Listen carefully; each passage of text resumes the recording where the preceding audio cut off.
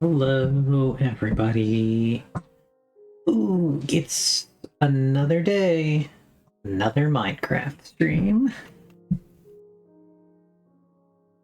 Yeah, hope everybody's having a good day today. It is Sunday over here where I live in the very fun and exciting Pacific time zone, EST. So, 6 p.m. right now. Good time of the evening to play some Minecraft. I have been messing around in this area still since last time. Kind of decided a little bit of what I wanted to do with these stairs that I was debating on, but not really sure about the wall now. That's going to require some work.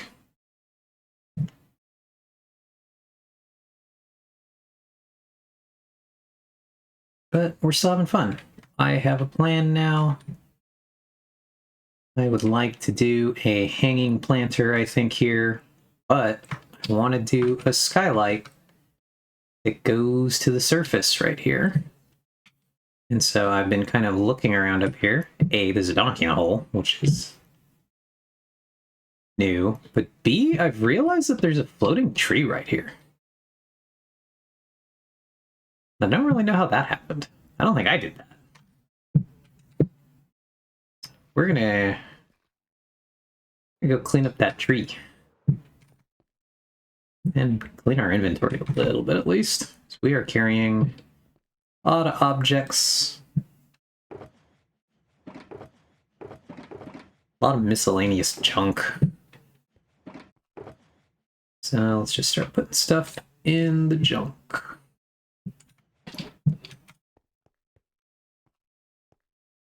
Hey Ox, hey Vex. The wall chicken is contained today. Good for us. It's not made a break for it yet. Do.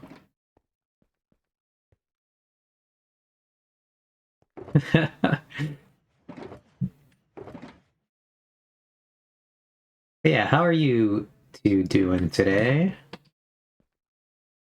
Hope it's good.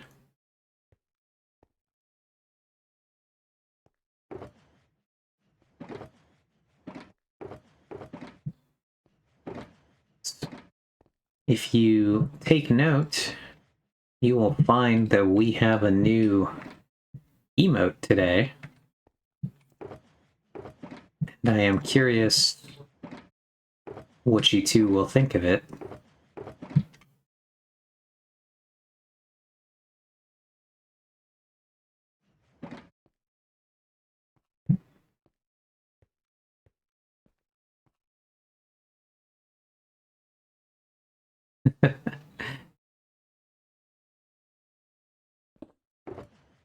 If you ever become rich enough X to afford a fast food restaurant, I would hope you share with the class.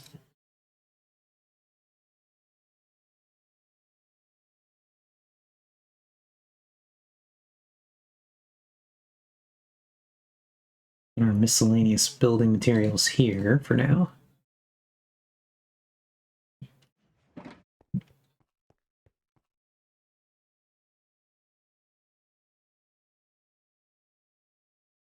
Well, what did you get from Sonic, first of all? I guess. So I don't really ever go Sonics. So I'm a little curious what you got, or what you might recommend. Yeah. We do have the new pretzel head empty emote. I think it's quite fun. Curious what you all think of it, just in the sense of like, how does it read? How do it look? I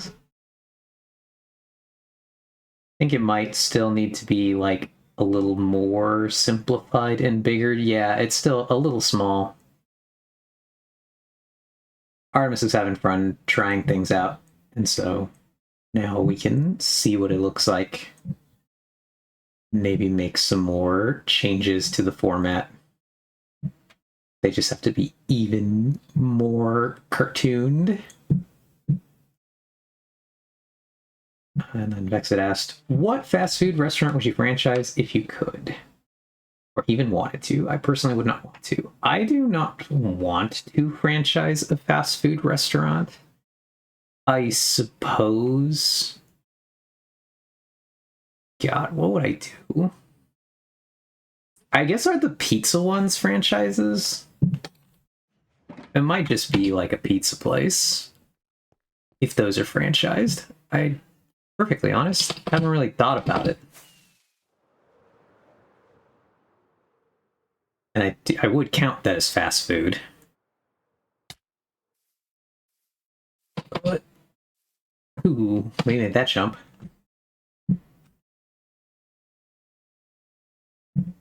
And yeah, I agree though. With Ox mostly, I just wouldn't want anything to do with that. Next, you got Chimkin Fry Mozzie Sticks. Gotcha. I didn't know they had mozzarella sticks. Out of Sonic? I ordered one large fry, but they sent me like 50 small ones. Excellent. We love that. I do gotta ask you, Vex, what's your favorite fry cut? And yeah, the pretzel is slightly hard to see. Sounds like a good trade for the fries, yep. I always wanted to go to Sonic dressed in a full Sonic the Hedgehog costume and just order onion rings. It would be pretty funny, Joe. Also, welcome in, Joe. Hope you're having a good evening. Even if the large fry is twice the size of a small one, you're still getting 25 times more fries. Love more fries. Last Sonic ring. Pick up sounds from the car while I eat them. Oh, see the continuation of that message. Excellent. We love that. I wonder how much the drive-thru people can hear. Like if you're playing music or listening to radio or a podcast or something. How much of that comes through?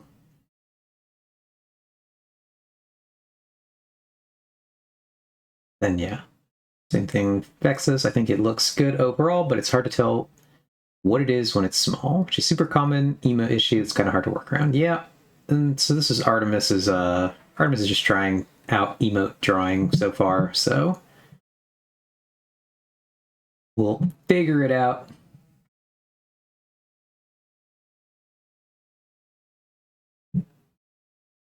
Joe, that's a very you thing you want to do. Looks like a bat until you click on it. Yeah, I can see that. Pretzel is kind of a bat-esque dog sometimes. Joe would pick Waffle House. Apparently also a very Joe thing to want to do. Or Cookout. I actually don't even know what Cookout is. I assume this is a regional thing that I've just never heard of. X. Aw, that sucks. They didn't get you the sauce. Oxa says, favorite fry is shoestring. Vex says, personally like crinkle cut, which I think is unpopular. Yeah, it is an unpopular opinion. I actually don't like crinkle cut. But you're going for, like, I see this now. Steak cut is also great. Mayhaps better than crinkle cut. So you like the thick fries. The ones with the potato inside. Maximum potato. Yeah. And I like Vex, we agree on so much. Why must you be so wrong about fries?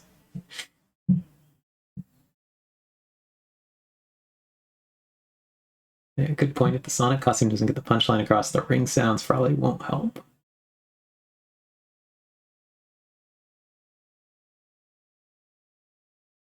Yeah, but here, I kind of agree with this, where we're going here, Vex. Ranch Head and Tiny Itty Bitty Boys suck to dip. And see, like, I'm not a ranch person. I'm actually just not a sauce person, so I just eat my french fries, like, just straight up the way they are. I eat the dry, plain and dry french fries. And so the issue with crinkle and steak is that they do absolutely suck when they cook them wrong, which I basically never trust fast food restaurants to cook a fry correctly. They are quite bad at it. Quite a lot.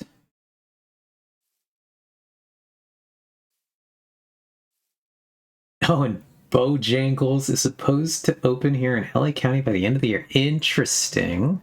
I have heard of Bojangles, mostly from people from one of the Carolinas.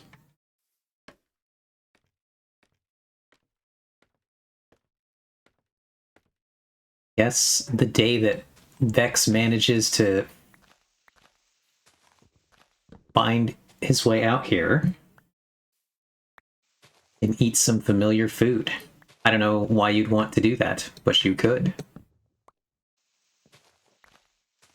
I do think that half the fun of traveling is trying new food. But maybe that's just me. Oh, that's just part of the other tree.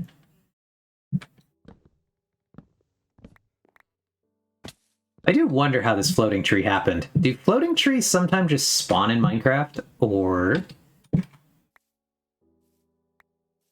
would this have been like, is this a creeper explosion that blew up the tree? Now that I look at this oddly shaped hole, I'm beginning to suspect it's a creeper explosion.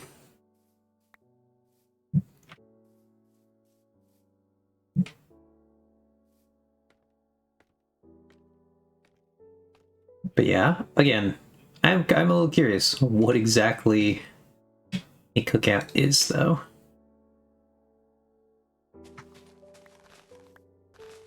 We're gonna fix up these trees a little bit.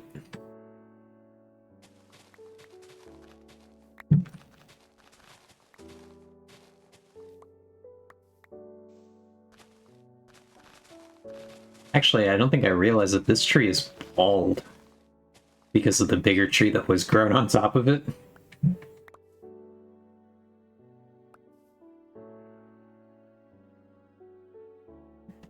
Okay, I misread slightly. They're opening several locations in other states by the end of the year and also plan to open in SoCal. Oh, gotcha. So we will not quite have Bojangles anytime soon. I would go try it, though.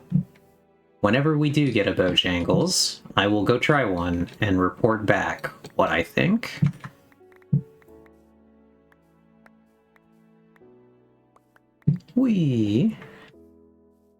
Right, let's go,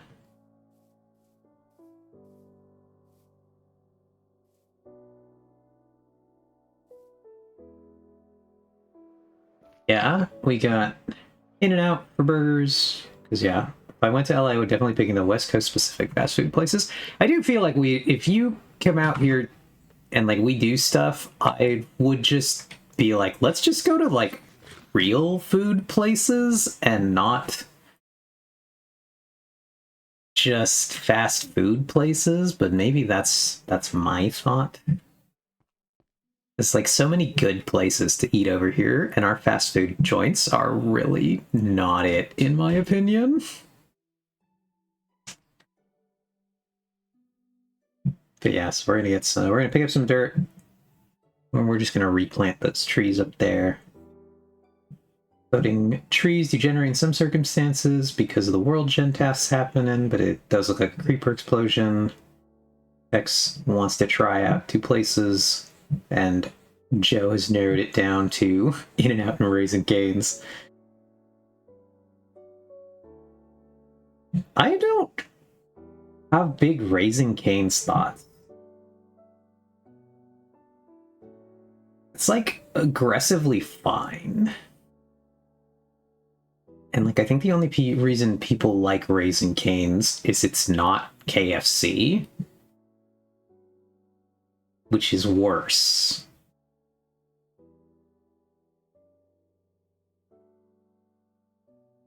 Seattle has Dick's, which I assume is a chicken place, judging by the rest of this conversation. The Raising Cane's are like literally everywhere now. And you like try to go to a Raising Cane's and you're just like, all right, cool, guys. The drive-through line is like 30 to 40 minutes long, and this food is not that good. It's not like bad. I'm not mad if somebody like got me Raising Cane's, but I'm like, but I don't want to wait in the line for Raising Cane's. That's crazy, guys.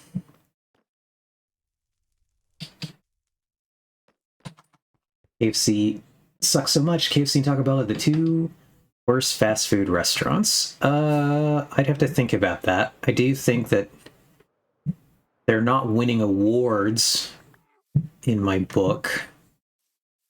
But saying worst is a bold statement.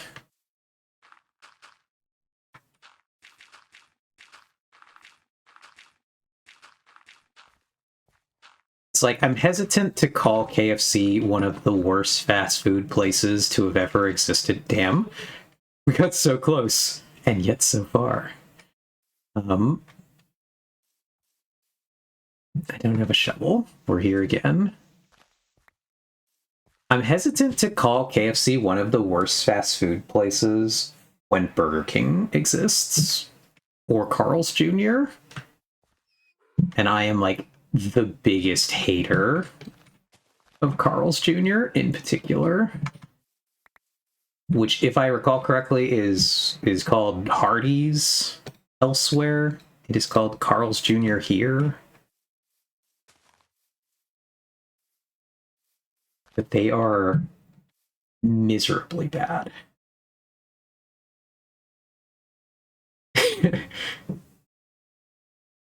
Well, yeah, I don't think Jack in the Box is good either. KFC and Taco Bell, yeah, so deeply disappointed there's no Waffle House on the West Coast. But also, it's like actual fried chicken as a chicken tender, unlike most other places. Fucking Tekken is going to Waffle House where the West Coast is, yeah. See, Ox, the Raising Cane's lines over here are insane, actually insane. Oh god, no, I've never had to wait in that long of a line. It's like 30 minutes every time I go close to that thing, and which is why I refuse to eat there. I haven't had Raising Cane since moving here, but it was always a normal wait. It's gotten out of control. Actually out of control. Reluctant to call KFC one of the worst fast food places on account of that not really feeling like something I should normalize as food. Carl's Jr. is notably better than Jack in the Box. True, the three worst places in order are KFC, BK, and Taco Bell. Hardee's is fine. I do not like it. I do not go there, but I'm not offended by it. I enjoy the chicken at Carl's Jr.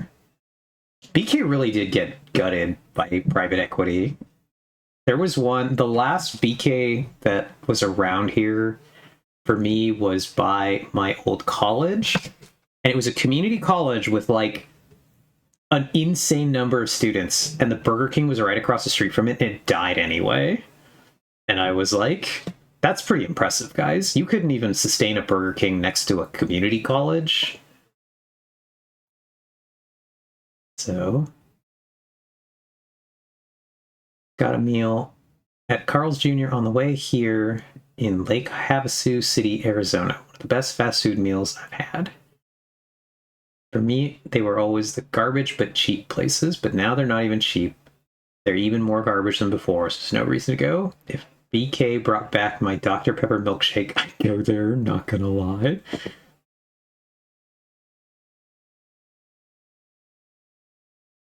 Ox says, yeah, BK was fine, because Beck said BK was fine like 5 to 10 years ago.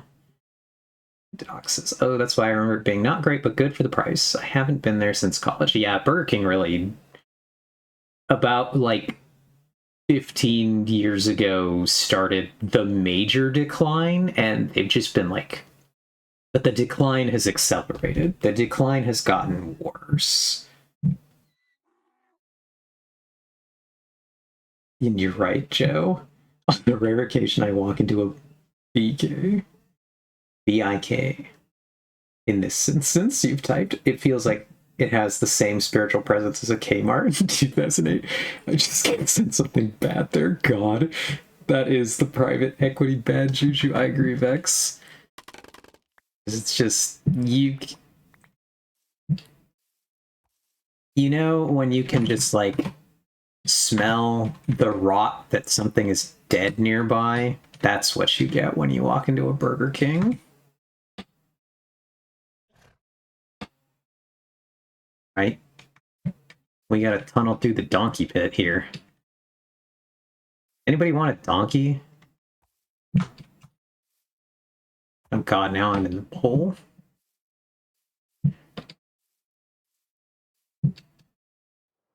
So we'll get a shovel, put down these leaves, we'll get a lead, I guess. We'll get our shovel. Where am I gonna put these? Plant stuff. That's an ore. It's gonna move. Dirt. I'll get that in here. We do have a box for this stuff, so that can go like that.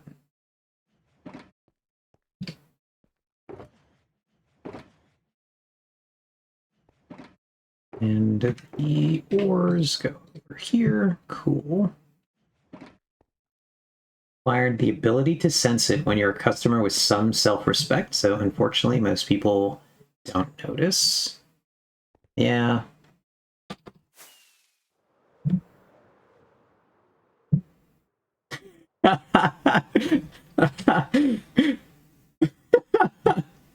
I like that one. Got flagged by Automod for this.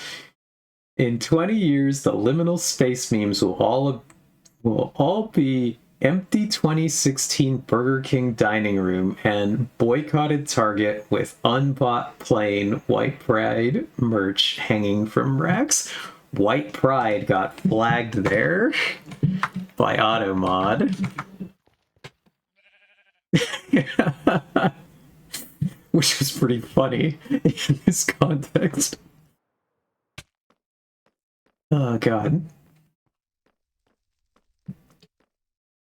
Alright, where the hell do I have a lead? Let's see. Do I have leads? Were there actually leads back in my other shulkers? Yeah, it was White Pride. It got flagged. Got flagged for racism.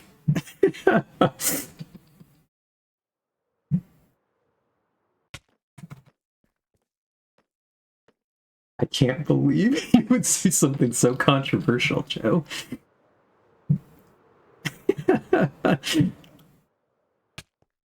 Alright, let's see. I might have leads. I do have leads. Cool. I didn't really want to make one so controversial and yet so braid. Joseph Brooks racism arc. Whoops. Alright, can I lead a donkey without taming the donkey? Is that how this works? Will you come out of the hole? There we go.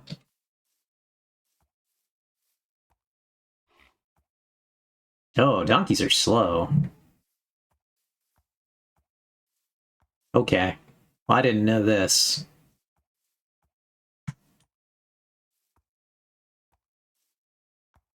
Oh god, he's so slow. But yeah.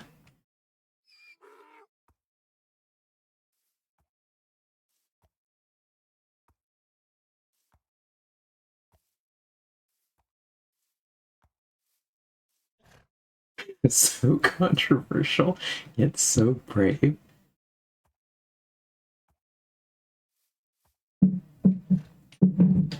People who Target is catering to right now are also the people who don't quite see why it's bad for white people to have pride when everybody else does.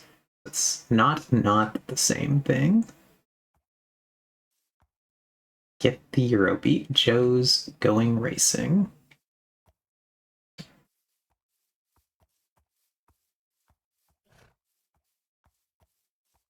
Okay, I guess if I just go fast, this donkey gets, like, dragged along. That didn't sound good back there.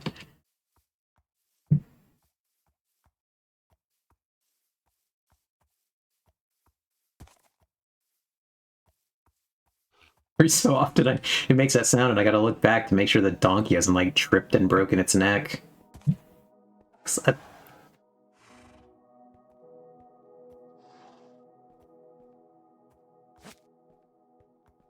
Alright, cool. We got another not horse. It's not a horse. But we have it now. One day, I'll build a stable up here.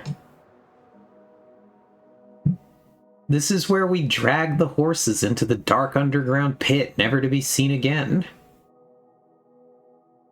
Mostly, I do plan to build a stable here. Actually, I think it's more than two. I think it's at least three of them. There were four, but I gave one to, what's it called? I gave one to VLANs, where the last horse went. But yeah, it is not particularly dark, nor seen again. They're just there, though, because I keep collecting them.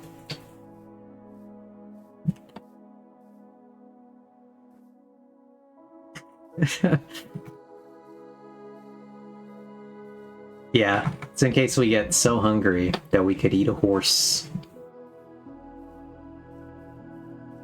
Alright, so somewhere around here, we are gonna tunnel.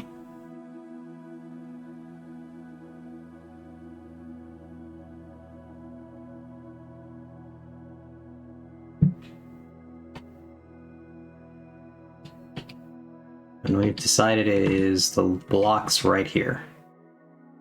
On the world's shortest tree. I think we're going to get rid of the world's shortest tree, actually. We're actually going to get rid of a couple trees here, because we need the sky, and not the world's shortest oak tree. Can oak trees generate shorter than... Oh, I guess there's a fourth block there.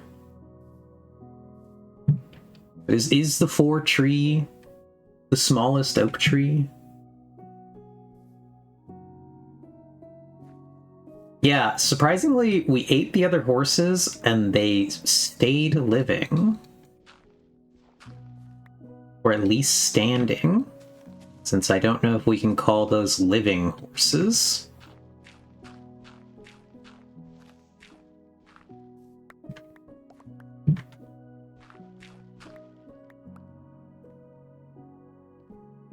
There are smaller ones in jungles. Oh, okay. Yeah, I'm not really a tree generation expert. I haven't really done a lot with trees, as you can imagine, living in the underground base. Not a lot of trees down there.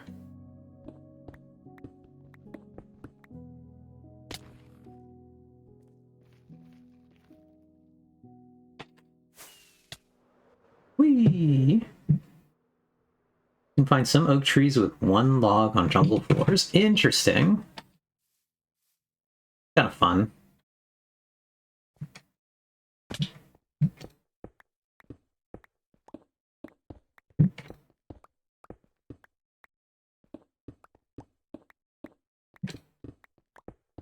This is probably going to end up wider than what I'm digging right now, but for now I just kind of want to dig out this part, figure it out as we go, what our design's going to be here.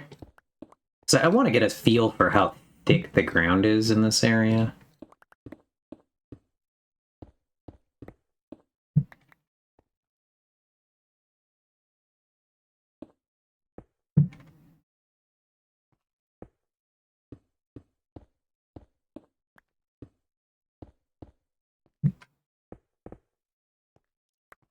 And like what terraforming we might have to do here.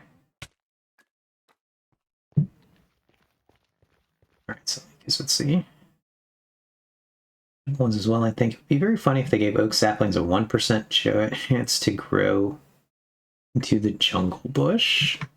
Be pretty good. I assume a fair chunk of that fell straight down. Right. So you appear to be on target.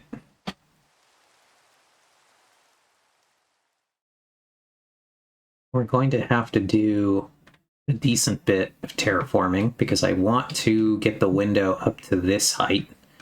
And so I'm going to have to muck around with this a lot to get that looking kind of even. Let's drop down here and see what fell. If anything fell. A lot of it fell.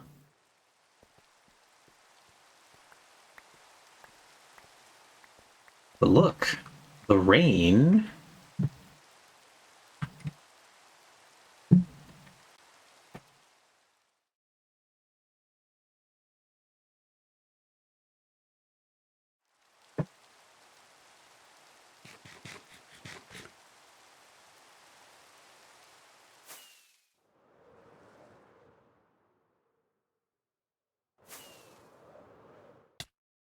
Oh God.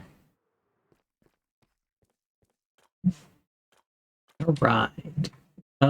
For now, we're gonna fill this up with the material that we have here because we're doing a lot of work here. I don't really want to keep falling into this hole.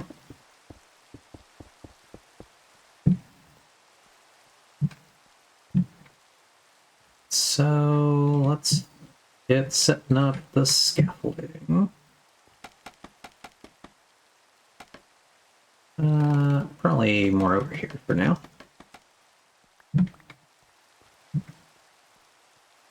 And we'll need one over here.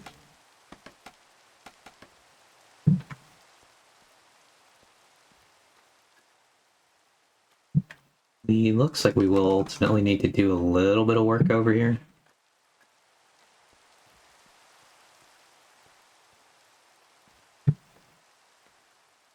Still. Yeah, I was about to ask, what have you all been up to today? I've seen a lot of people playing Minecraft on the server here. So Joe says, I've spent a bunch of today just looking around the decommissioned parts of my base and thinking about what smaller farms I could fit in those. That's pretty cool. Do you have a lot of decommissioned parts of your base?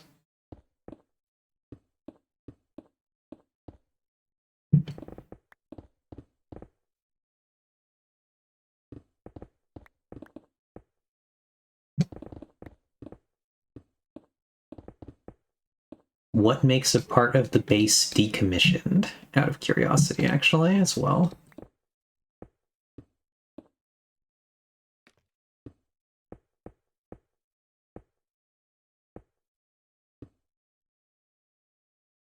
If I break this, will that fall? I think it will, right?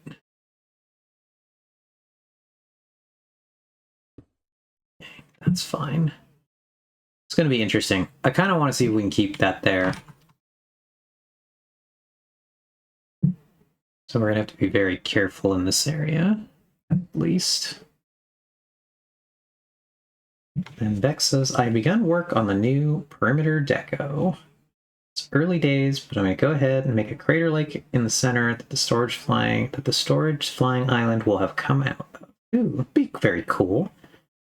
Currently figuring out the walls. I want to do something similar to the video that Ox sent me, where I'll do terraformed rock walls and make the entire things into a massive crater / alley. That'd be really sick, Bex. I support this endeavor.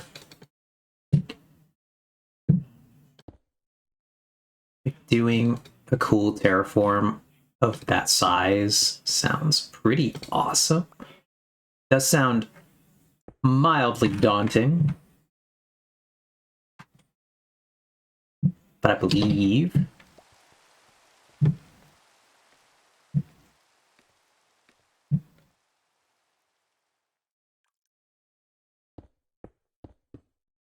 right, so let's just whoops. That's probably gonna need to change anyway though, so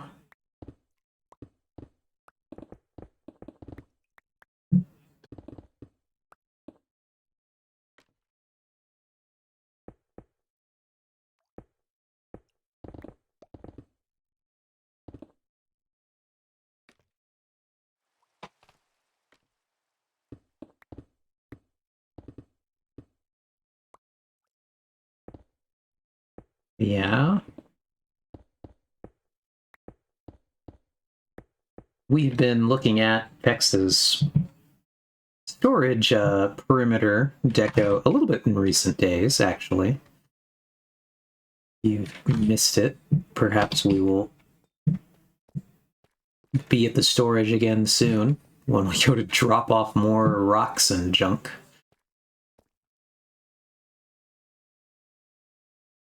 I will inevitably generate a lot more stone. Keeps happening. I have way more stone than I could ever be bothered to use, so hooray for me. And as you can see from this project we're working on, this is how we end up with way too much stone. It's me just doing projects like this.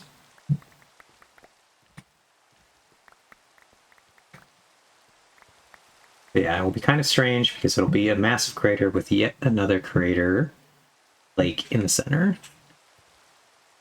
I don't know. I think you can make it work, though.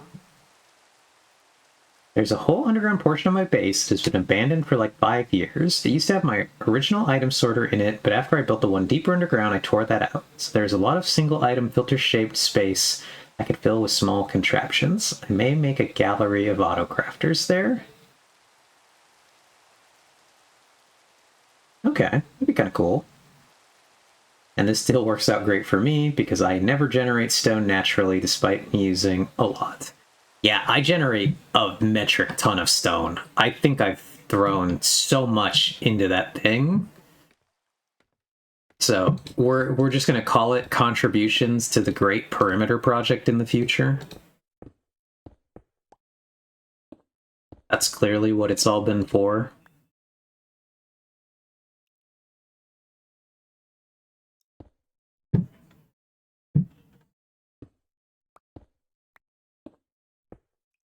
Right, how are we looking so far? We're getting closer to where we want to be.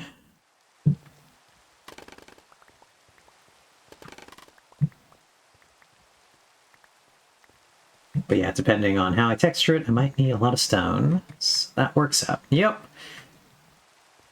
I want to say that we had at least, like... We had a not insignificant number of double chests already full. Stone.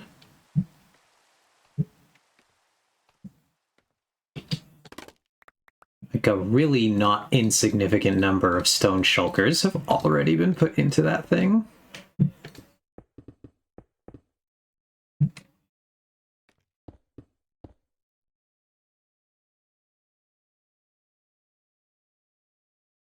So I think here we're going to actually just... So I'll knock... Is that the height that we're going to want to be at? Do I want to go one higher? Yes, I do. Okay. It's going to be a little bit of a pain, but I think it'll look better this way. Do want to link to that height or this area.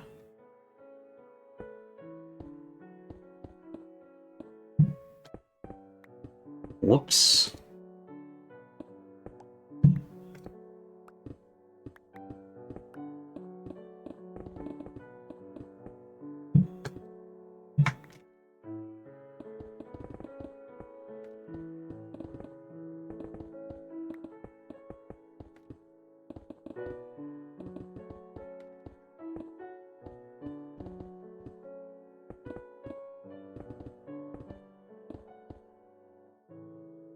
Cool, cool. We're getting somewhere. Leaning towards using a more colorful rock type. Yeah, I can see that though. Stone is not my favorite, as you can imagine by the fact that I keep putting it in your storage. Obviously, if you just want to do like a colossal, natural looking terraform, that's what the stone's for, but also, if you just want to do something like more whimsical and fun, they're just better blocks to be using. At least in my opinion.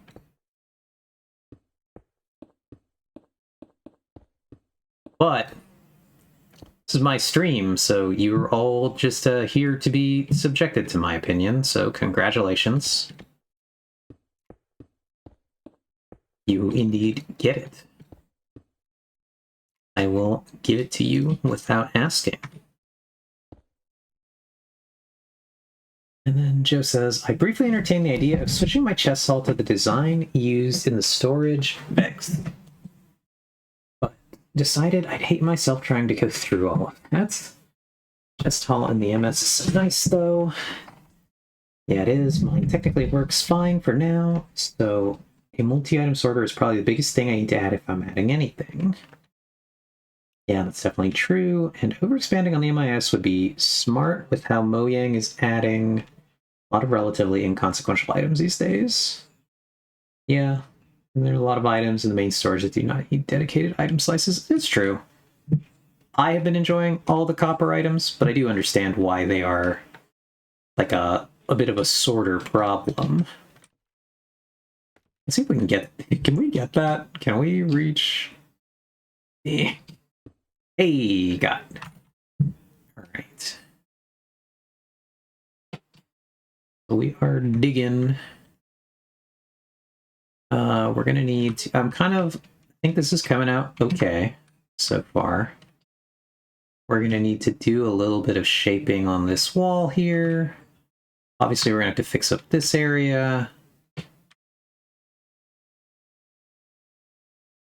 But otherwise, I'm liking what I'm seeing here.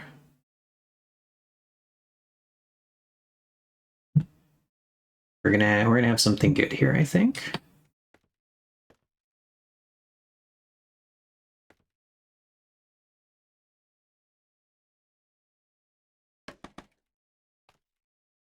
Seeing how many scaffolding I can add without falling down.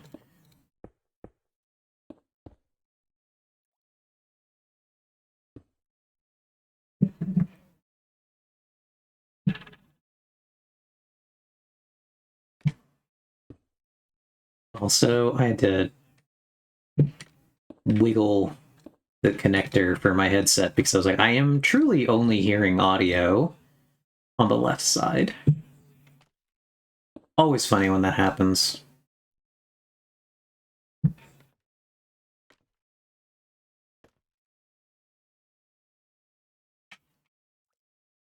This is the one, I think. Cool.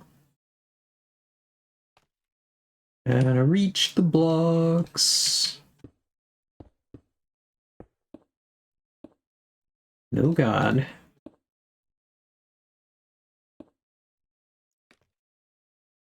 Some of this feels like truly the most precarious balancing act to reach. And it is quite funny. Alright, let's pick up these before they all despawn. I don't know why.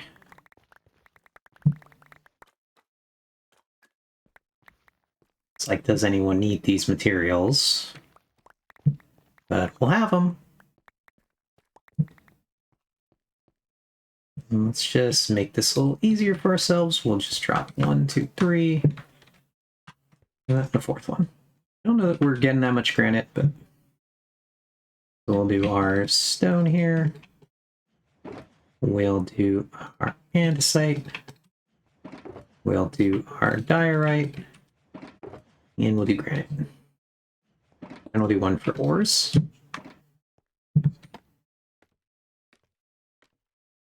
I suppose we could just dump them all together in the storage, but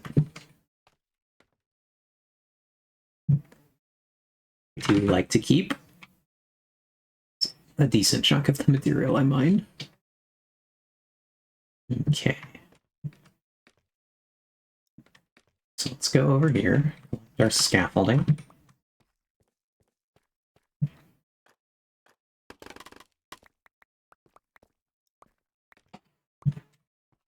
Also, hope you all like the mud brick stairs here.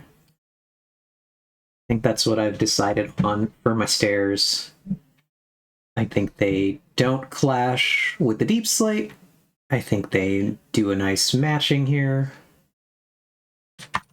with the dripstone. So we're gonna go with that.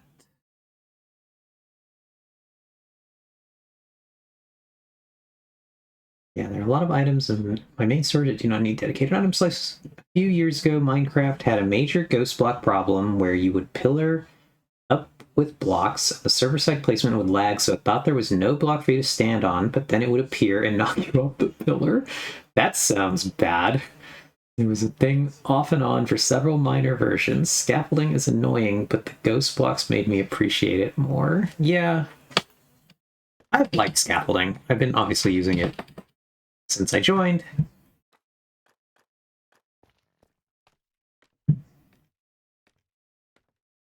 That's a solid combo with the dripstone there, yeah.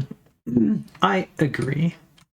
Because I agonized over that the last time we were all together here.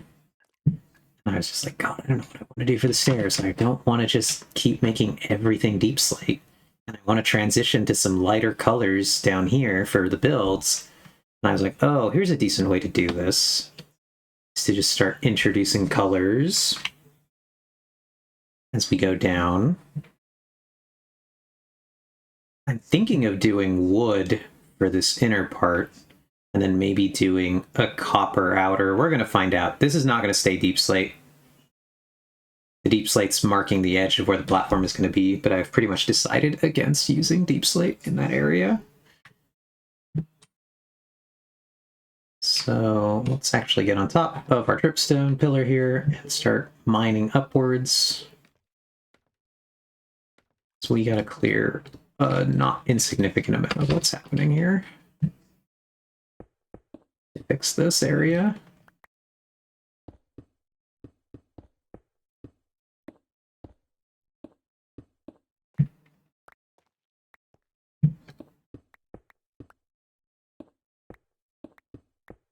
Do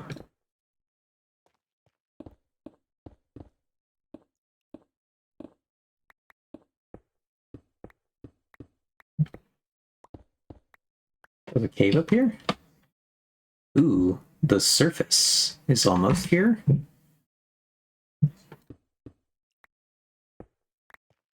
So, over the weekend, I went to go see a donkey. Oh, it's a trader. What do you think this guy's got? Huh? Alright, mini ores. Ooh, we gotta buy some mini ores.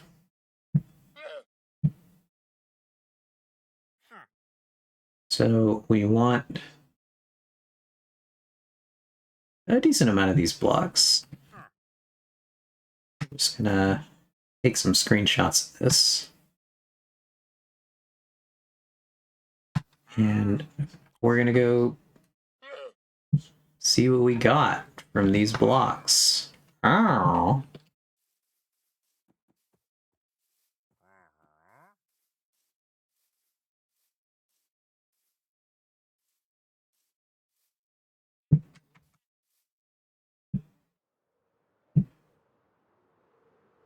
I like the mini blocks. They're very fun. I sell the ore ones in my shop. So I always am looking for those. That's basically like the one block I definitely remembered off the top of my head. We're gonna look at these screenshots for the other ones. Because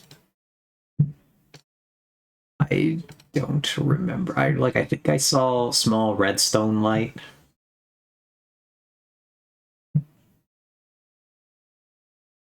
It's one of them. That could be a very entertaining memory game. I'd be incredibly bad at it. What mini blocks did I just see?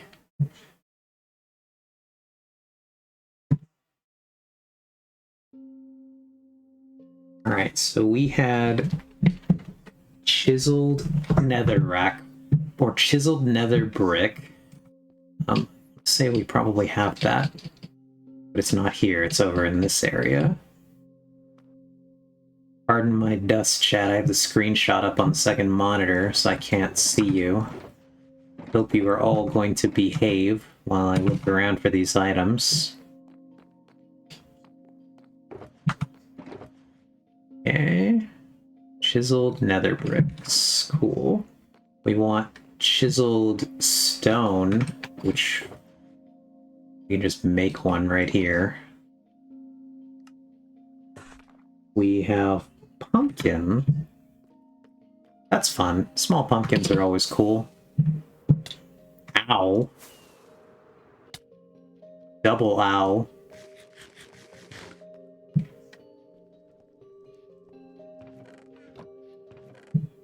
Wow, we only have one pumpkin. Kind of impressive. And it was the copper ore, then it was a mini redstone light. Which I think my redstone lamp is what that is actually called. So, one of these.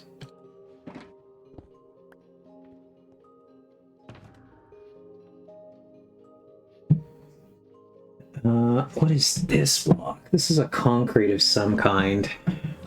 I'm not going to have that. But I am going to have mini TNT. We can get a miniature of. Now we're on to the second screenshot. Let's see what was in batch number 2 of items. So we have granite. Plain old granite.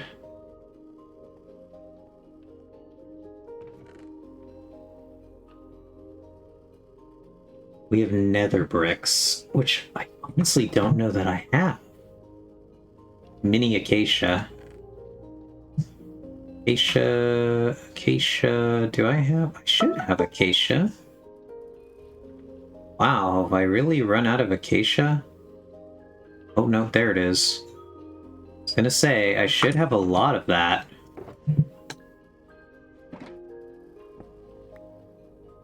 Acacia was actually one of the original materials I had for this base that Ox graciously provided me. There's a pink concrete. Not gonna have that. Stone bricks. We will have that. Mini flowering azalea leaf. Should have flowering azalea leaf? Really? I actually don't have that? Aw. I would like that. Where have I used... Have I used that somewhere? And just, like, left it behind on accident? There's some in my tree? No, not flowering ones. Have I never used flowering azalea leaves down here? Anywhere? Is that real, chat? I think that might be real and true. Huh. Does the bush grow into it? The bush grows into a tree, right?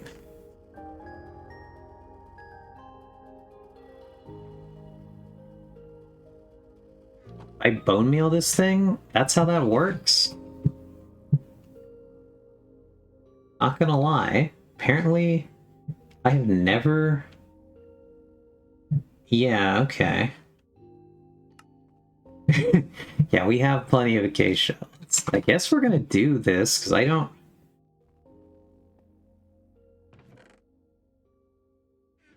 Because I don't have that. Right, let's get the other materials. We have mud. Do I have mud in here? No, it's in a joker. One of these is mud, I believe. There's the mud. One mud.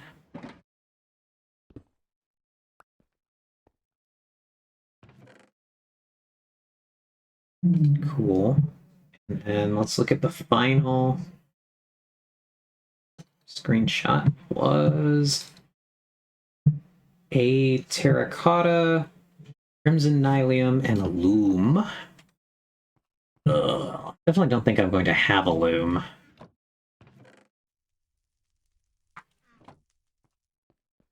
The terracotta, I want to say it's going to be over here. Looks like just a regular terracotta block. Crimson Nylium. Am I going to have that? That's another block I don't... Mini Crimson Nylium. I don't think I'm going to have that. Can't think of where it would be if I do. Okay, what do I make a loom out of? Loom. Oh, you made out of string and wood. Okay. That's easy enough.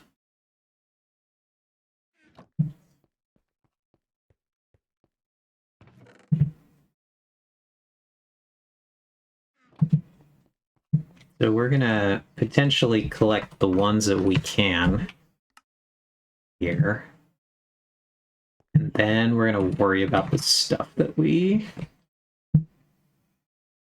I think we can easily acquire Benylium.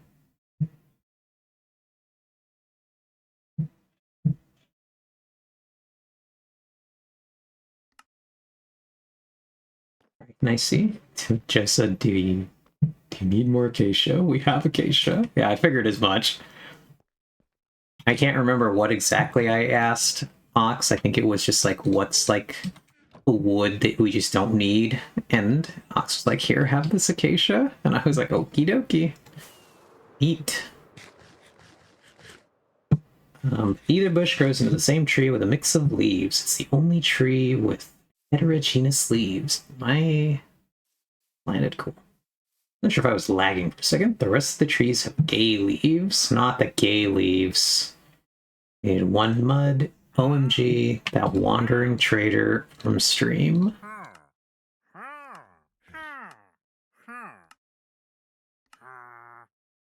Oh, is that? That one was like an aggressive. Don't like that. Okay.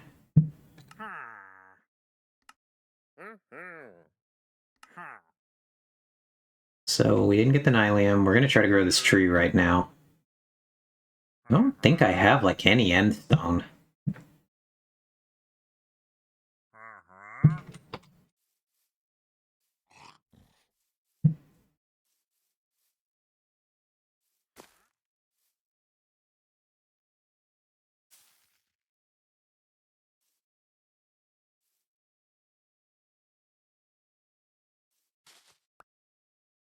Right. Oh! Well, that was a misclick.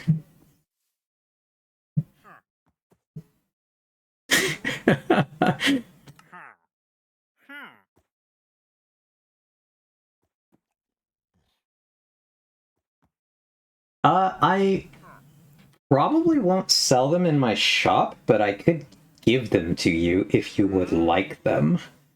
Because I really only sell the ores actually at the shop. Yeah, apparently I have accidentally chopped the lead off. So that happened. Now the llamas are free.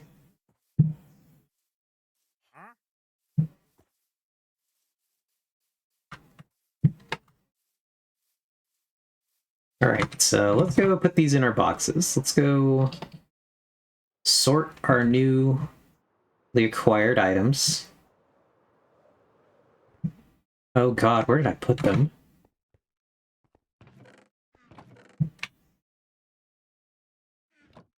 Oh no, I've made this mildly difficult for myself. Here they are. Cool. Let's get rid of these emeralds first. They're just gonna clog my inventory right now. Memo to self. Basically, it doesn't take emeralds to do that. We want that one, that one. Oh god, we do want that one too, but I don't have the space now. We're gonna stick some leads in here. Pretend that's where they go. And then we are going to lay out our shulkers. Those were sitting there for the longest time. I'm gonna be real. And now they're going back there. Alright, so this looks like natural blocks. We actually have quite a lot of pumpkins.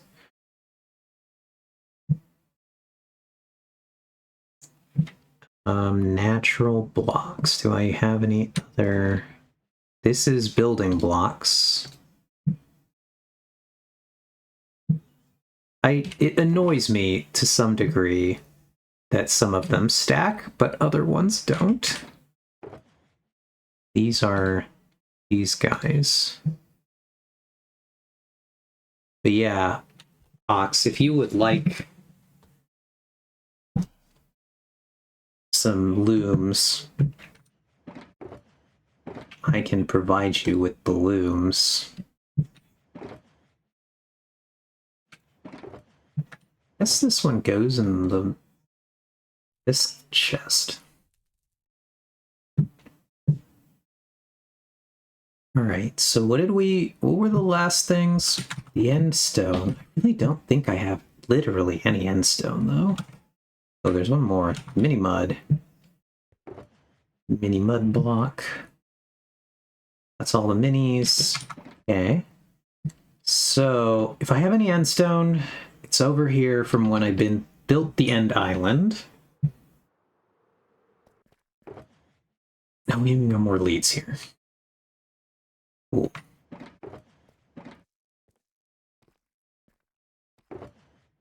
Don't think I do. Really unclear if I have literally a single block spare end stone in this thing anywhere.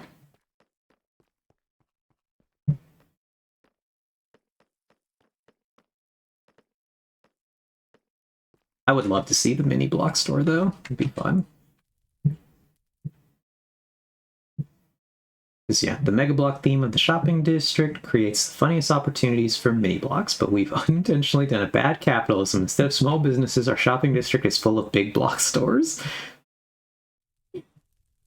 Do you like that, Jess? It's just like me. It's just like a mini mud. I get it. I understand. We need to design a place in the shopping district for us to put all the mini blocks so we can share them. Yeah. Dances in the white suit. Just whatever the references might be too old for me. Again, I'm always actually more just surprised when you catch a reference, Ox. Ooh, back up here. Ow. Alright, so we missed out on Mini Gray, Mini Endstone, Mini Pink Concrete, and Mini Crimson Nylium. So we're gonna go to the Nether, grab the Crimson Nylium, and we're gonna go through the end to grab the mini. We're gonna come back to the end to grab some mini Endstone bricks. And I'm not really going to worry about the concretes. Unless somebody in my chat really wants the concretes, I don't really want the concretes, so...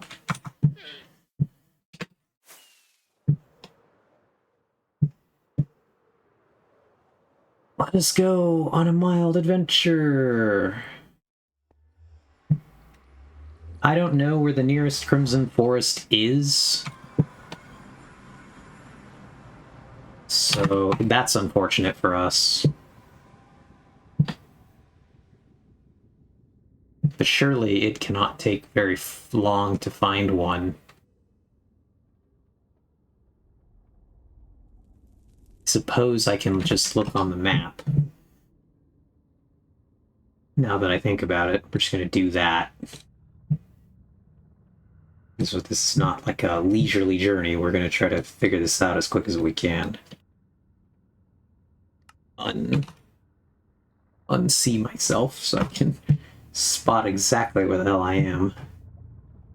God, there's like none near me. Damn, really? That sucks. Yeah, we gotta get out onto the outside, which is doable through this farm. We must exit the safety of the tunnel.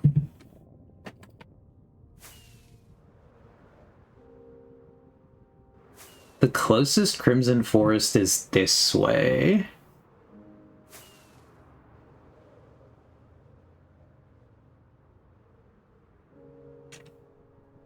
Which is Crimson... Is Nylium...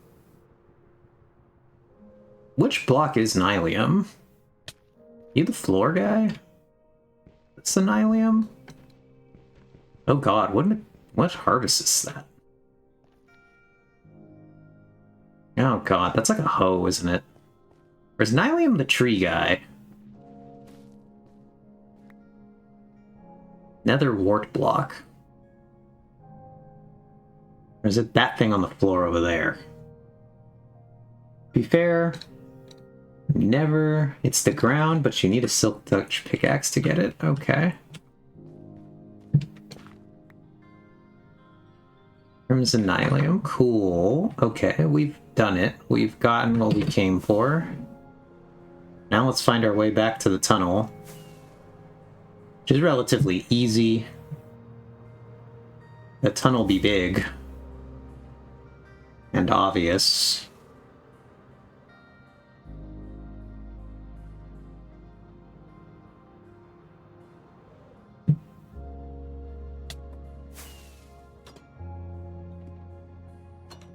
Right, back in the hatch. I should have grabbed more rockets. Can we make it to the end on 11 rockets, do you guys think?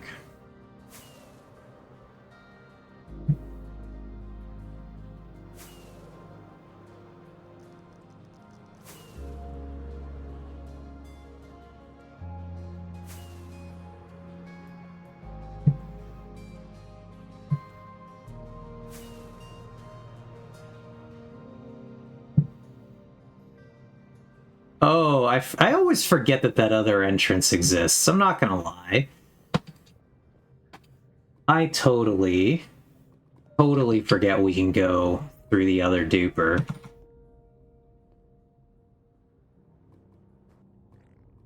Boink. We're here now, though. We did it. We took the long way. I suppose we can get the concretes while we were here.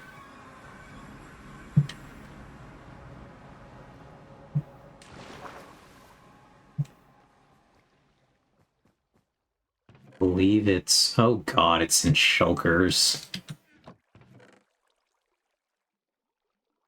Okay, well now we have that, I guess.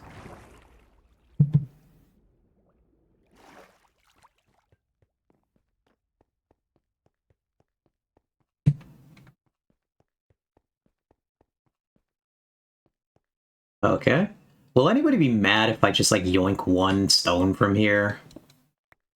Surely not.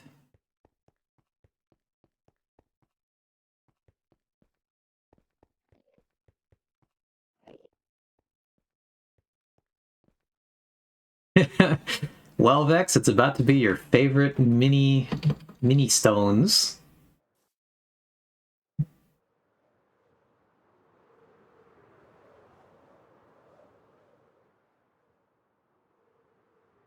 Yeah, I figure once I grab the shulkers, I'm like, okay, it's not gonna be, like, bad that I have these.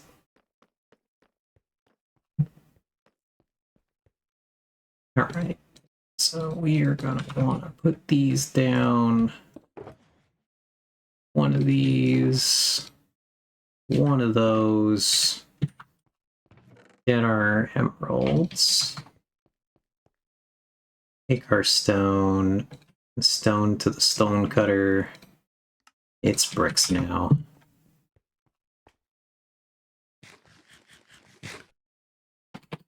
Alright, let's see if this guy's still here.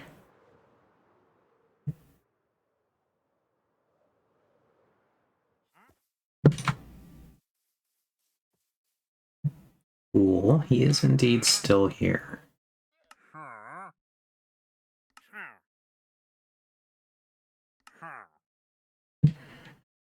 Nice, we did it!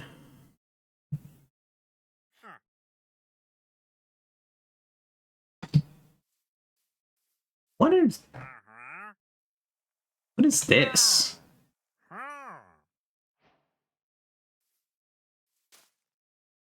Huh. Okay. I see. I don't think I've ever noticed this item. Wildflowers? Where did these come from? Ah, I can buy a lot of them. Oh, it's new in one of the 1.21 drops. Okay. I don't think I ever noticed these things. Cool. I guess.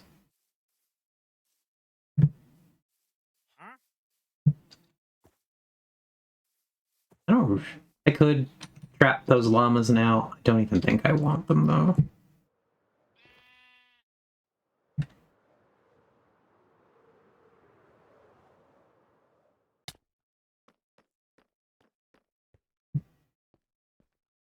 So we will put our new flowers here. They're cool, though. And then, yeah. Well, this reminds me, I want to check whether the gross end flash lightning is caused by sodium somehow. I will be curious if you can figure that out.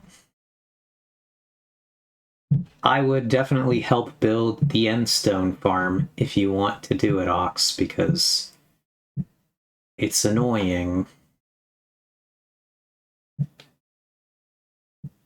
Build an endstone farm. How do you farm endstone? Reach an exit portal. Yep, so reach the exit portal. That's the most impractical farm. It consumes end crystals, if I remember correctly. Lol, rip all the obsidian from my gas farm that got deleted with the nether reset. Your gas farm produced obsidian. We play obsidian at the piglin farm. No, my gas farm was made of obsidian. Ah.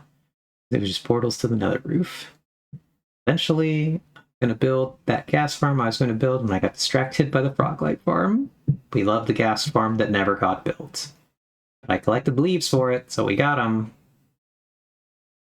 Need a combo endstone / obsidian farm.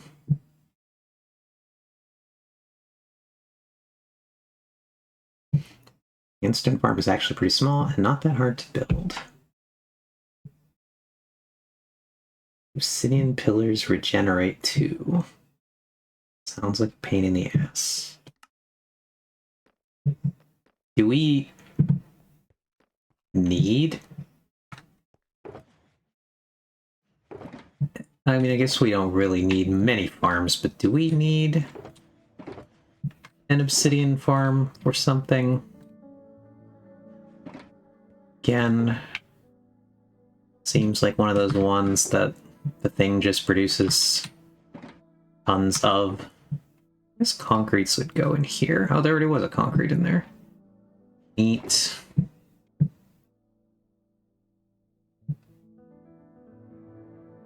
But yeah, that's what I was going to say. The Tiglin bartering farm makes the obsidian now.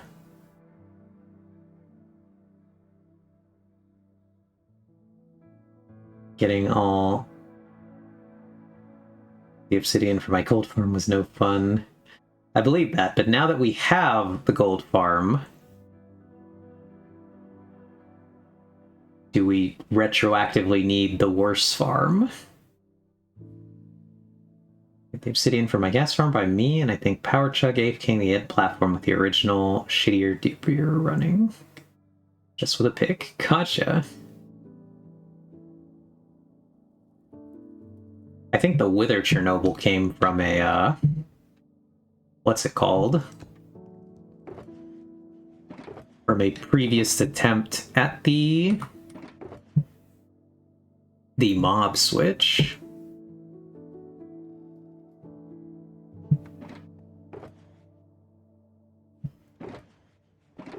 Alright, Ox, important question for you. Would you like mini flowering azalea leaves or flowering azalea leaves? Do you prefer if they include the word mini or not in the name? And are there any other mini blocks you would like? Because I can see if I have any of them. Flowering azalea, I believe, is the older one.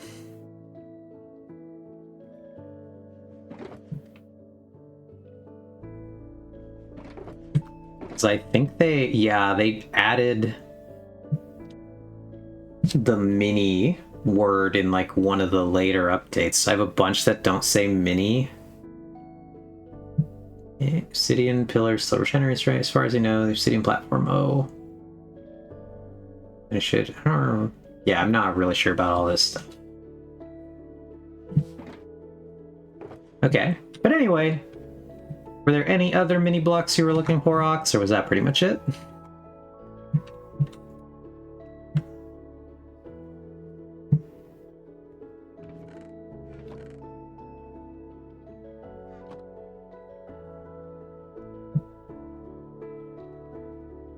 And we just had water underneath it to catch them and break them manually, let them fall, and it was super cringe.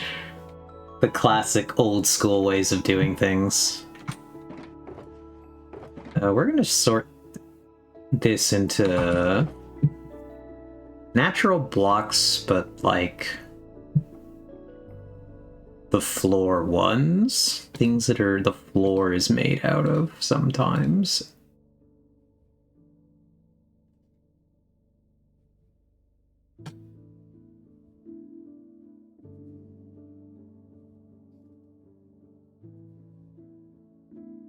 Not the mini sniffer egg. Actually, there was some that went back.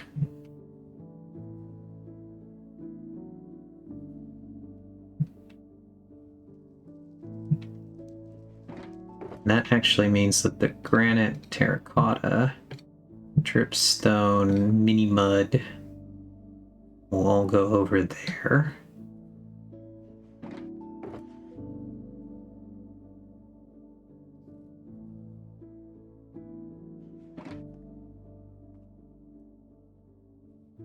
And then we're gonna fly these over really quickly. We're gonna make a delivery. We'll see how far down the tunnels we can get with 5 rockets. I don't think... Maybe I make it down the end of my tunnel with 5 rockets here. With a very, very conservative use of rocket technology.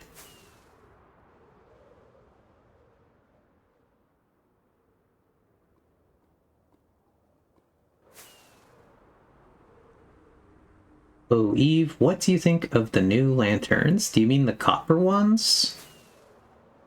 Oh, I actually haven't seen them yet. I forgot that you did this. The hell was that noise?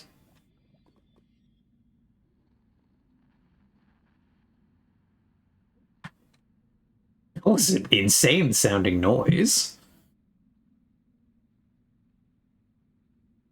I guess it was just like background nether noise, but that was a wild one. Let's check out the new lanterns. I didn't notice them on the way out. So now we have cool hanging copper lanterns here, which I like. I do like that color a lot. Over here, we have our regular lanterns. Over here, we have our soul lanterns, which also look cool. But I'm very curious about over here. This one I've kind of forgotten what... Oh, okay. They've been replaced with candles. Very cool. Can't wait for, as Vex has established, for Mojang to add white lanterns, which I think he's just willed into existence. Another lantern type. I think they look great, though. I really enjoy that. Having even more distinction in the tunnels. Turkey can sell them in the white pride section. God. Yeah, I guess so.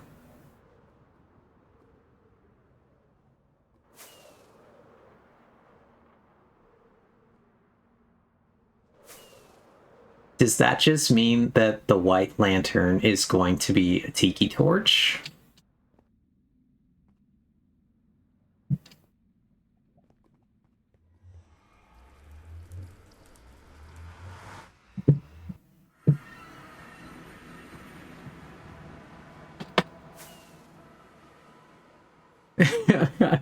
Yeah, now it is. Oh, cool. We just have the old loom I gave you, but now you can have more of them, I guess. Let's say mini loom.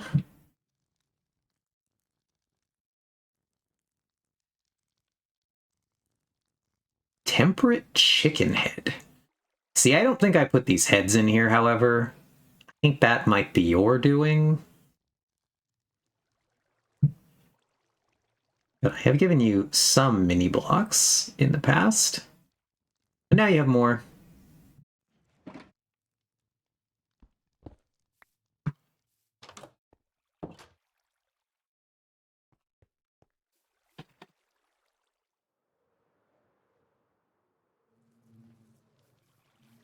Not the bees.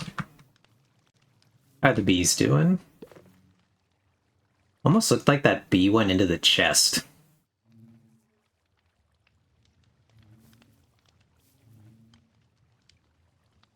The bees are quite fun.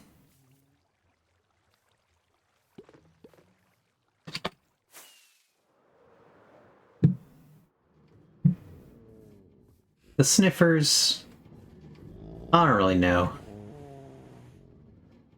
They exist. I don't think I want one. I don't think I have big sniffer thoughts.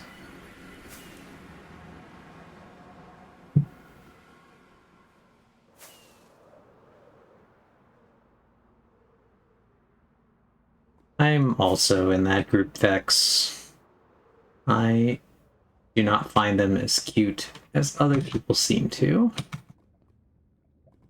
That's cool, Ox. Also have the 3 chicken types. Very nice. Did you manage to collect all the different animal types and take them to the farm?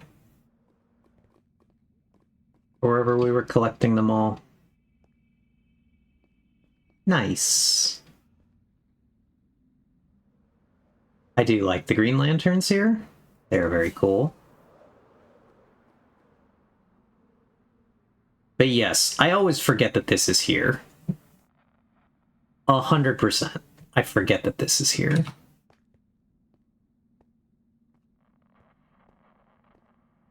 Yeah. Over on Treehouse, Skylar collected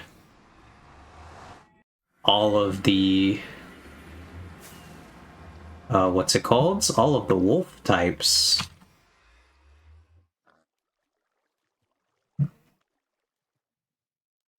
Yeah. What is one doing with dragon eggs, anyway, though? That we bothered to dupe them here?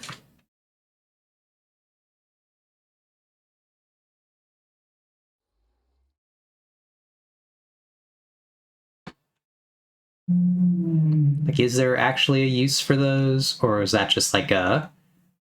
we're gonna collect them?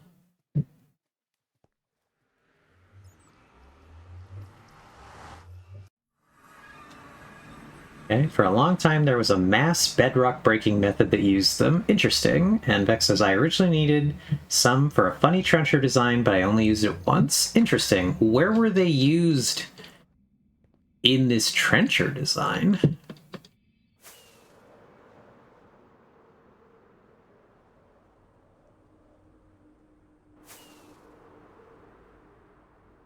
It's definitely cool seeing all the tunnels that you've added here.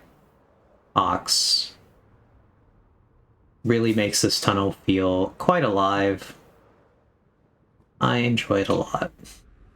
Very happy.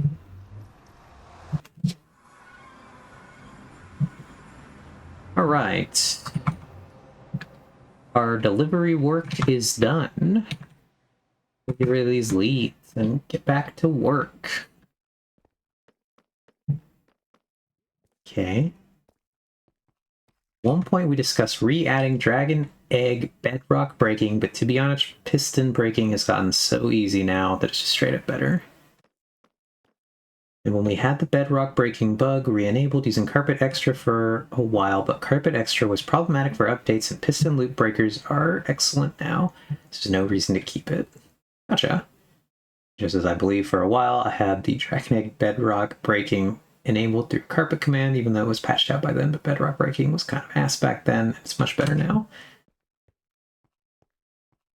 Yeah, really it was three things of the same thing. Quite funny. Yeah, all together now. I will find a way to read all three messages at once in like some horrible overlapping tone. Be quite impressive. Alright. If I was a nether wart block, what would I be sorted as? Would you call nether wart a leaf? It's ostensibly a leaf, right? Which is like the weirdest guy. Just have TTS read messages as they're sent regardless of the last one is finished reading out yet. Maximum chaos. That would be awful. Just constant TTS spam.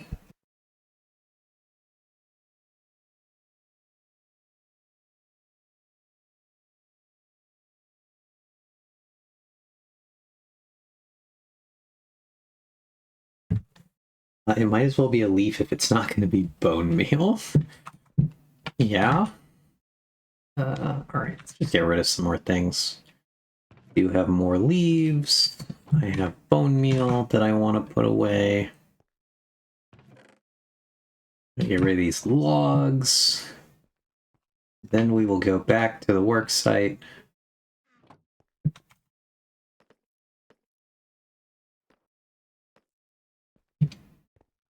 Ah. Let's go. Ooh, nice and easy glide across there.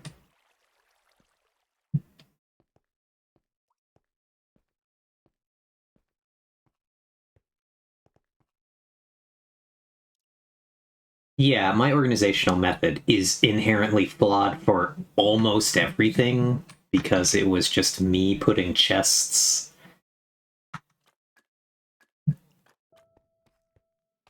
Just now having like too many items for the number of chests I had. You're not wrong, Vex. Would you like to come install one over here?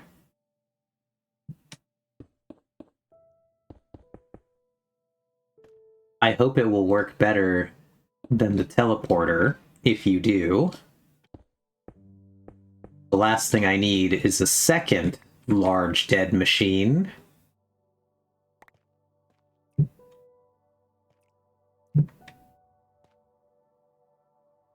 Ooh, what teleporter, Vex says? Let us go all look at the teleporter right now. We're even going to go over there. I'm not even just going to free cam to it.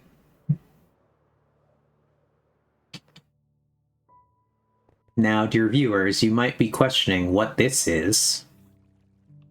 This is our elevator, which does work. And it takes us down to this teleporter which does not work. It's not even clicking anymore. Sometimes I think it's supposed to be clicking. I don't know why it's not clicking. But it's not. It's just broken.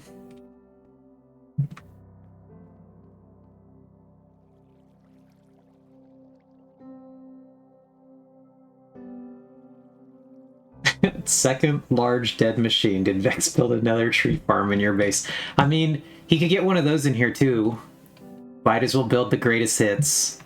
The teleporter, the nether tree.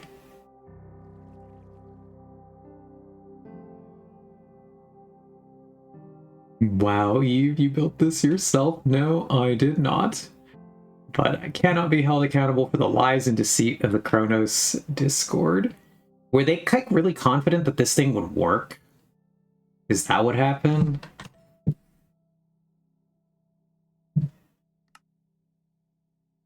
Or that they'd like figured this out by now?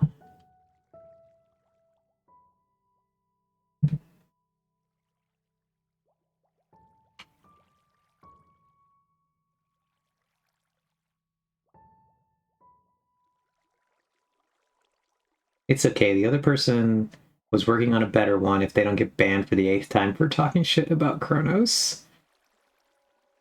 Gotcha. Well, anyway, the elevator's really cool. And it does work. So it has that going for it.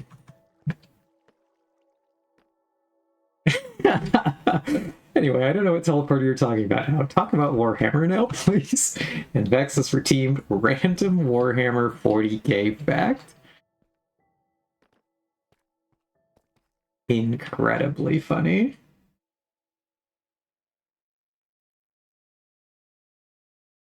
But let's see. Random Warhammer 40k.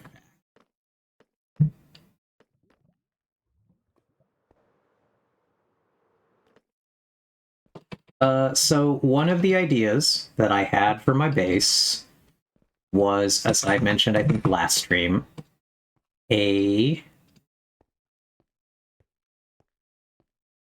basically an asteroid impact on the base, and I wanted to do basically like a crater here, and then just do like a tunnel down, like a meteor had hit, and then do like a meteor crater crashed all the way down at bedrock, like down here. That was one idea I had, because it's something that I've always kind of wanted to put in here. This idea is basically taken from a Warhammer thing, because of my dumb favorite but terrible Space Marine legions. I like the silly Night Lords, why were there rockets there? I dropped my rockets. Anyway, I like the Night Lords. The Night Lords Primarch, Conrad Kurz, is generally like man, but murder. It's kind of his whole, just that was the character prompt, Batman, but what if Batman was a serial killer? And the way that he landed on the planet that he was on was through a pod that crashed into the planet, and it basically did exactly that. Cracked through the crust of the planet. I like to joke about Conrad because he's just like a ridiculous thing. Conrad was pretty much always wrong about everything. Quite impressive. One of those people who is like I guess for some anime knowers, a light Yagami, where they're like, I know how to solve everyone's problems. I'll save the world, guys. And then you're like, dude, your ideas were bad and actually dumb. And that's Conrad Kurz. Whoops, we broke one wrong leaf there. Put that one back. Conrad Kurz, thought that the only way that humans could be like organized and orderly was to control them through fear. I did I want to say in Nim's Discord, when I joined, Bin recognized what my profile picture was, and he said something about that, and I, in explaining, was like, yeah, I like Conrad Kurz and his most incorrect children. Because they're all dumb idiots too.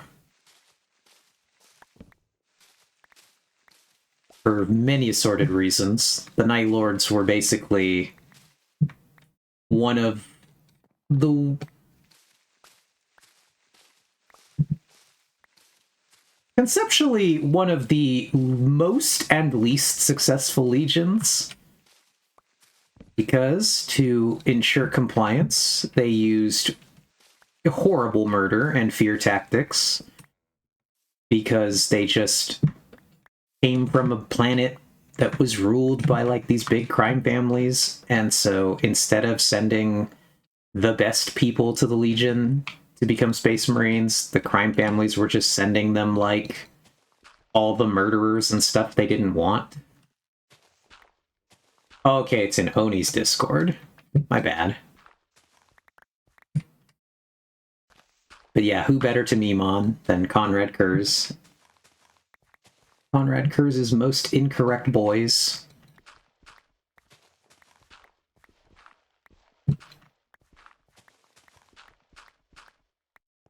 But anyway, the Night Lords are hilarious. They were dumb and wrong. They think they're right.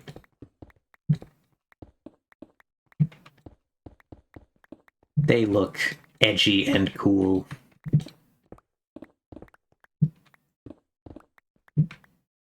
Pretty much nobody in Warhammer is right about anything. There are basically no good guys. You just pick like what flavor of bad guys you like. Then you're like, that thing, I want to like that one. It's dumb and it's wrong. Yeah. Okay. So you talk about sending people to become Space Marines. Is it like the Jedi where they just take the best people with special abilities? No, so Space Marines are basically all... they're just like genetically enhanced super soldiers, so you could send anybody, as long as they're still young. They do need to be like kids, so that all the horrible genetic science we do to them does not kill them. Canonically, still, they all have to be male. This seems to be one of the lines that Games Workshop is slowly working towards erasing, and it's got the, like, incredibly right-winger people really up in arms, and I'm like, how are you guys even in this fandom, though? Warhammer is a parody of fascism, and you guys are really the guys that this thing is making fun of.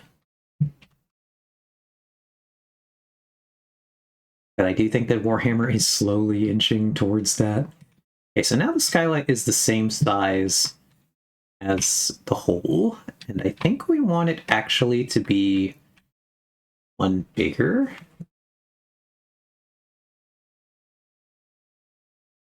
See, on one hand, we love equality. On the other hand, being a Space Marine doesn't sound like something anyone wants. In their universe, it is much more desirable than many other things you could be. So, a lot of people would like to be Space Marines, if only because it's a better fate than what most everybody else is doing. And yeah, I know that, Joe. Well, you see, far right wingers don't actually understand anything. I don't disagree. Recently, Warhammer went back. See, the thing that's got them like really quivering in their boots is that Warhammer went back and retconned one of the other factions, the Custodians, who were just like the palace guards for the Emperor. They've gone back and retconned the Custodians to just say there were actually female Custodies the whole time, and they've just been there. And we're just changing the lore to add that in. And the women haters have really been up in arms about that one. And Games Workshop has basically just blatantly ignored them and just that's the lore now. It's always been like that. Which I do find very entertaining. Good on you, Games Workshop. Warhammer is one of the funniest things where I was like, I've said this before. When I was reading Warhammer books back in the day, I didn't expect Warhammer to like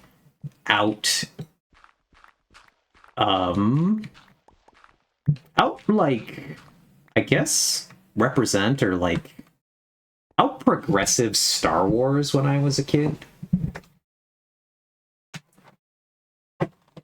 Because there are now in Warhammer book, I've read Warhammer books with just LGBTQ characters all over the place. I can think of gay characters, I can think of trans characters, I can think of non-binary characters, and they just like exist, and the books just treat them like they just exist. And like, again, in the recent years, people have been just getting so mad about this stuff, and Games Workshop is like, nah, let's just keep adding it. Screw them. Progress does not care about your weird, shitty thoughts, guys. It just keeps going, and I'm like, I really actually love that. It's quite funny.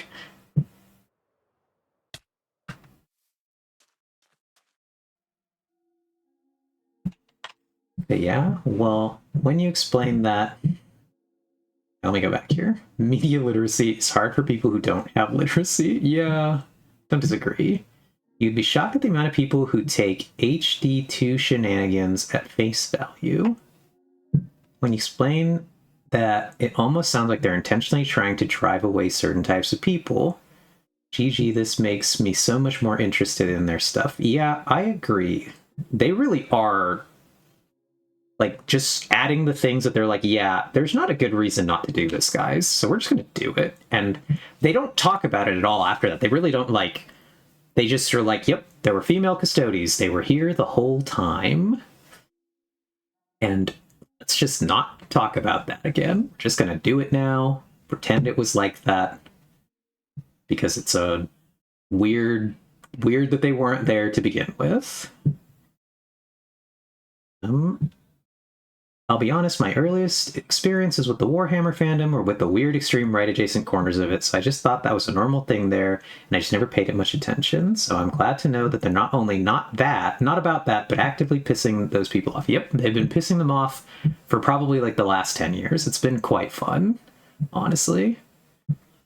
Knox says, honestly, Star Trek is a great example of this. The super short mini dresses from the original series from the 60s, when they rebooted it as the next generation in the 80s, they put the mini dresses the best possible use and just have random shots with otherwise male presenting characters walking around in them.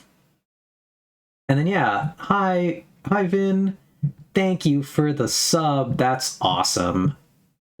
I really appreciate that. We're working on stuff. You have some emotes now. They're very fun.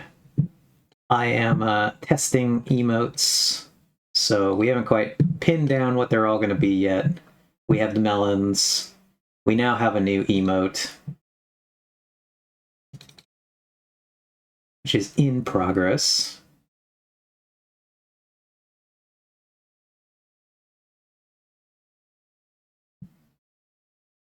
But yeah, we were just talking about Movex redeemed random Warhammer fact, and I was talking about the dumb way that Conrad Kerr's Primarch of the Night Lords landed on Nostromo. But we got sidetracked into talking about how they've just been going in and adding. They've just been, I guess, really identity inclusive in recent years, and so like I can easily think of Warhammer books with gay characters, with trans characters, with non-binary characters, and they're just like, yep, we're just gonna like put this stuff in here. It's just here now. How that has been really pissing off a particular subsect of the fan base. I think that that's quite funny.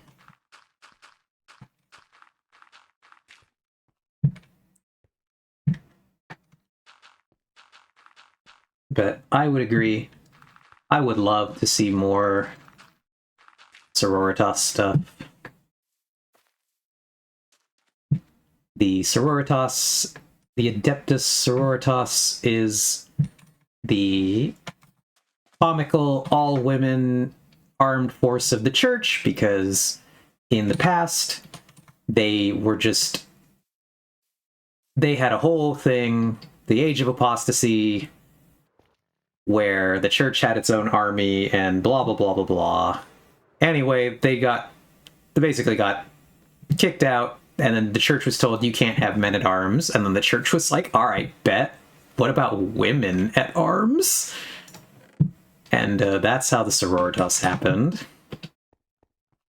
So now the church's private army is just all women because they're banned from having men at arms. Do they have LGBTQ characters that are also just horrible people? Off the top of my head, I can't say that I can think of some that are like the ones that I can think of are not really the villains in the stories that they're in. There's one who is not like a great person, and he's really like written as like an antagonistic character for a lot of the book he's in. And then at the end, yeah, because what we've been saying here, everyone in Warhammer is some flavor of awful. So yes, a lot of them kind of are, just because everyone is, but not. I haven't seen a story yet where they're like blatantly the villain of the story either. But in the one I'm thinking of, which is a book called Ashes of Cadia, it's about a bunch of Imperial Guard characters that are going back on a mission to a chunk of the destroyed planet Cadia to find something. And there's a character in that book who is actually an LGBTQ character, and he's like portrayed kind of as a dickhead the whole time, and you don't really know why he's a dickhead. And then like you get his story at the end. You're just like, oh, well, that's kind of sad. That's actually incredibly sad. I now understand why you were a dickhead. And he kind of gets like a redemption arc through the end of the book, and it's just fun. It's just there, and it's presented as just like the most normal thing. We don't even think twice about it. I just appreciate that Warhammer's gotten into doing that. So let's jump back here. In Dan Abnett's Legion, there's a Great Crusade era Astra Militarum regiment called the Geno 5-2,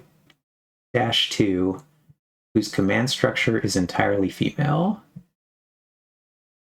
Games Workshop's new official stance: there were women in this faction the whole time. If you're being a weird conservative dude about it and saying they weren't, well, bad news, you didn't actually notice because you're secretly gay, and you specifically just didn't notice for gay reasons, so you should explore your feelings about that. It's pretty good.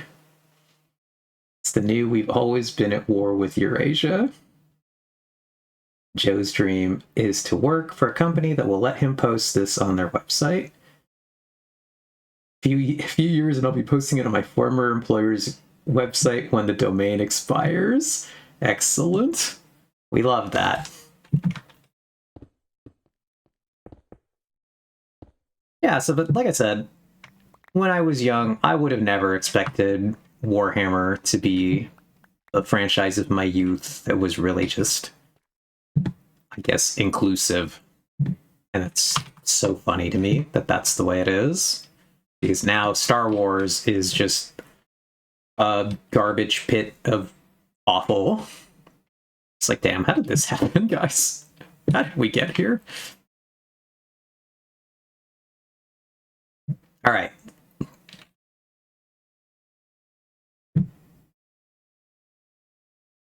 KurtPlank.com, the world's #1 nuclear industry / fiction fan site. Sounds exciting. Can't wait to read it. All right, do we think... All right, gang, should I do this as a square window, or should I do this as a attempt at a round one? So this size, we're not going to be able to make anything that like actually looks good round, but we can make it more round than it is. Yes, it is currently a square hole. I do actually get this reference. But yes, we have just made a square hole. Do we think it should remain a square hole? It's a square hole that's going to lead into another square hole. If you made it a circle, you would also need to make a circle to sign in the platform. Yeah, I don't think I'm going to do that. So, no, the platform is largely going to stay. I don't really want to make a bigger platform because it's going to the more I fill this area with platform, the more I'm going to have to figure out how to support this platform, and I don't want to do that. This is already bigger than I wanted originally. So we're gonna leave it as that. And so I think we're gonna go with square. Then, well, I can tell you what's wrong with Star Wars. Joseph, please don't. I'd rather do a rail out of the bottom of a dumpster than talk about what's wrong with Star Wars again. Yeah, we've done a Star Wars already.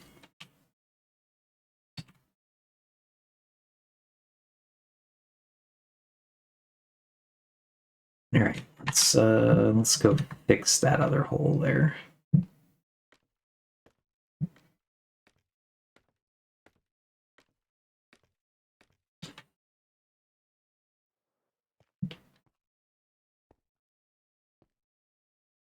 But yeah, a lot of the mainline Warhammer writers are actually incredibly progressive.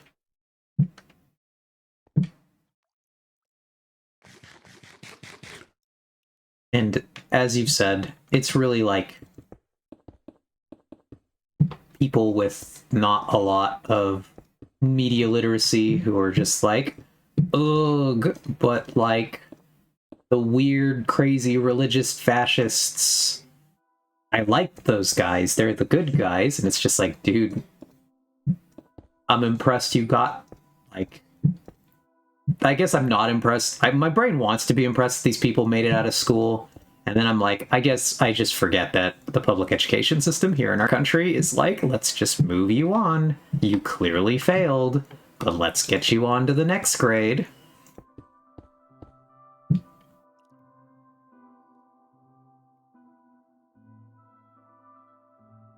Fortunately, I have not seen Star Wars, so my opinion on it are very non-existent.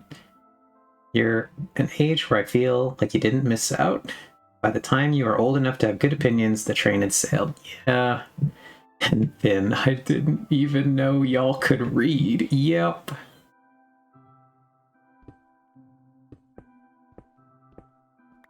Joe says, you failed. Congrats. That's exactly what we wanted. Yeah. Really feels like it. Good job failing. Media literacy, new worker drone. Now go get out there on that factory floor. Or I guess now you're like whatever Uber driver, deliver food for the richer class.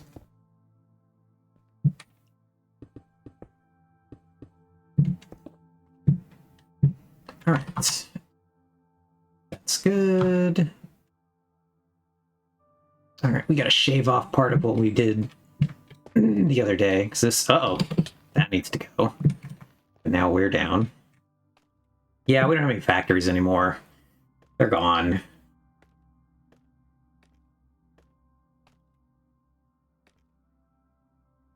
It pains me. Media literacy.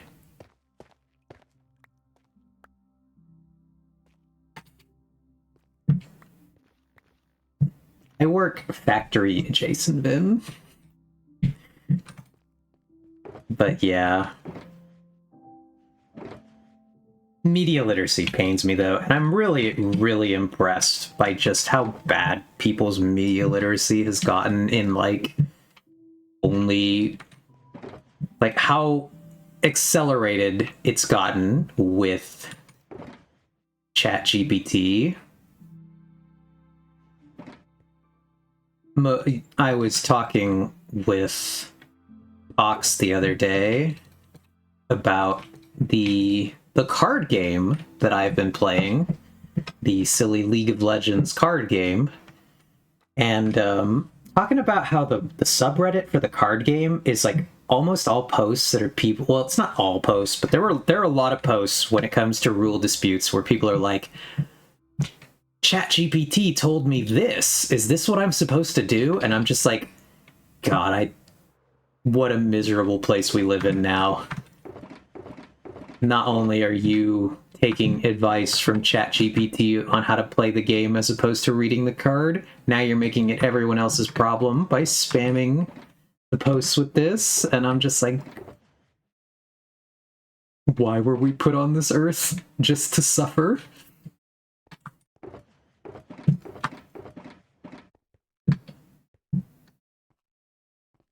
But if you're here long enough, you will rapidly discover, friends, that I am a incredible Gen AI hater. Generative AI is a plague on our society, and I personally know too many artists that are negatively impacted by it to ever really be okay and condoning its existence.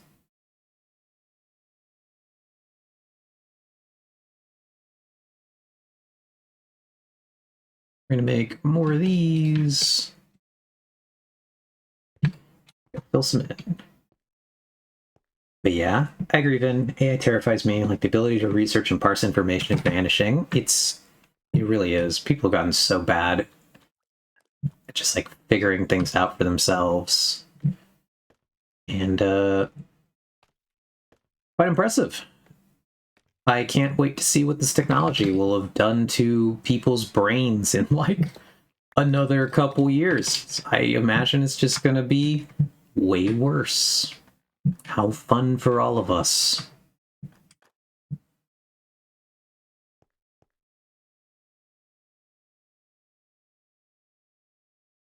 Yeah, I'm not opposed to the idea of AI in general, but I am very opposed to the way that dickhead billionaires did it this time.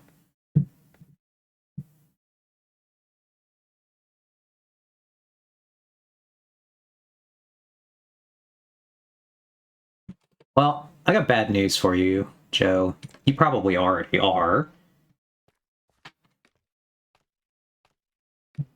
From what I know about my chatters and what I know about the world, I gotta tell you guys, you probably already are some of the smartest people in the room when you walk in. My chatters are very intelligent, have great opinions, and are awesome people.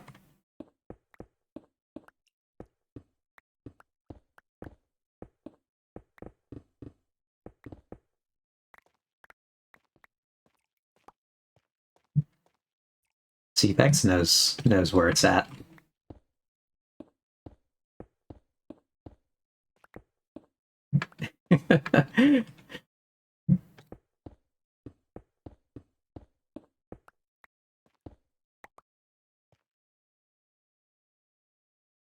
Okay. They did the most egregious example yet of putting speed to market above everything else. I mean, I went to a nuclear company after 10 years of working for myself because Elle was tired of being the smartest person in the room. 3 years later, slowly looks at the camera. Yeah, if you hadn't noticed, then Vex is indeed the paragon of humility.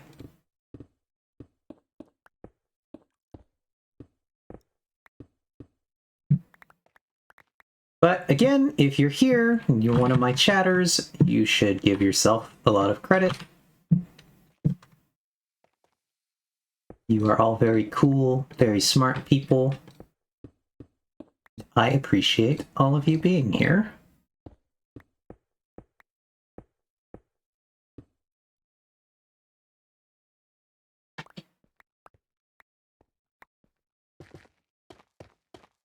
I like to think being in this chat is actually helping us all be even smarter, more amazing people with better and more correct opinions.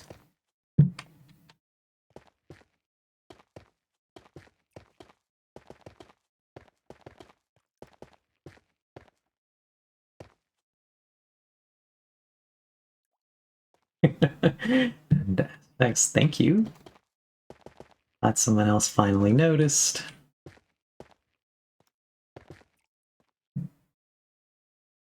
Never met dumber people in my life than the people who ran that company. Energy is so screwed. Yeah. It does not sound like it was a great time.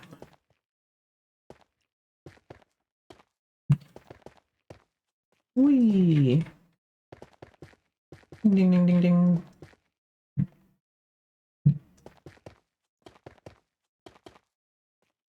Yes, I agree here, Finn. Magnus did nothing wrong. He was told to do nothing, and he did it wrong.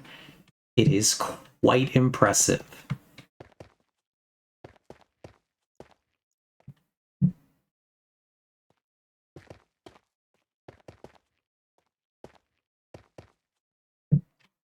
For the non-Warhammer people, Magnus the Red was the Primarch of the Thousand Suns, and he was basically told, hey, buddy, don't use that psychic space magic. And then he was like, screw you guys, I think psychic space magic is cool, I'm just going to do it anyway. Let's not worry about the consequences. And he basically broke a bunch of stuff. He's almost entirely to blame for how bad things got in a way that is so impressive, considering he just had like one thing. They just told him to not do the one thing, and he's like, well, not only am I going to use the psychic space magic, what if I just go talk to the demons of the warp anyway, and I just take them at their word? They seem like legit upstanding individuals. What if I just make deals with these powers I don't understand? And everybody's like, I think that's a bad idea, Magnus. Maybe you shouldn't do that. Magnus is like, no, my wizard powers are cool. I don't like that opinion.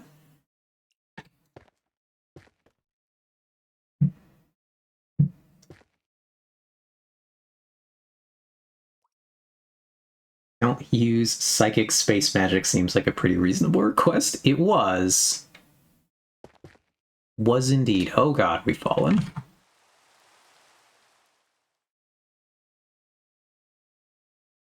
All right.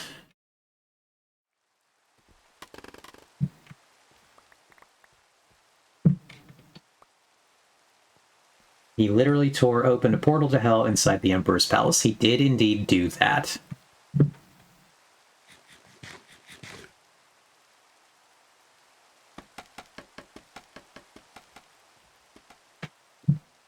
Obviously, this comment is pretty much entirely for Vin, but I feel like that portal to hell in the palace is basically like the MVP of the Horus Heresy, actually. I truly think that the portal to hell in the palace is literally the only reason the Horsey got anything done.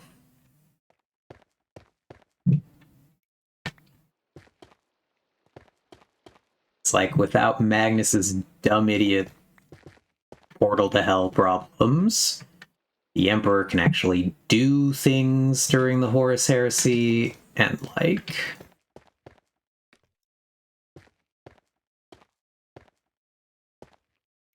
it seems like it wouldn't have been so bad.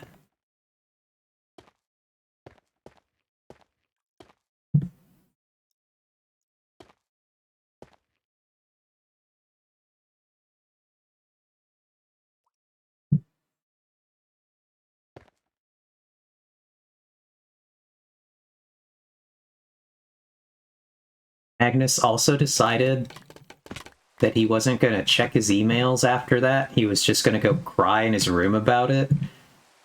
And when everybody's like, hey dude, we want you to come answer for the things you did, Magnus was like, no, I'm not going to answer my emails. I'm just going to pout in my room.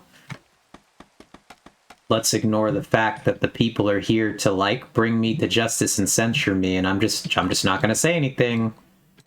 Just going to keep not saying things until it's bad and they're all, like, here to attack because they think I've done evil, wrong things. Because I'm upset.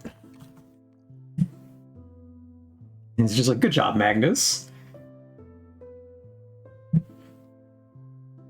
I did that in a Cracker Barrel once. I'm the Magnus of their biscuits and gravy.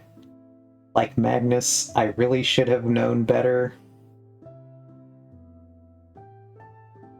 But yeah, I agree, Vin. If the custodians hadn't been forced to devote so many of the resources there, they would have shit-stomped the traitors. They would have indeed, if the Emperor had not had to sit on the Golden Throne the entire time. That would have also been good.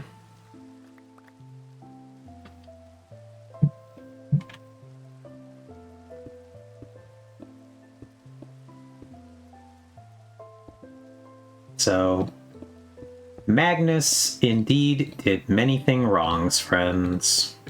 Moral of the story.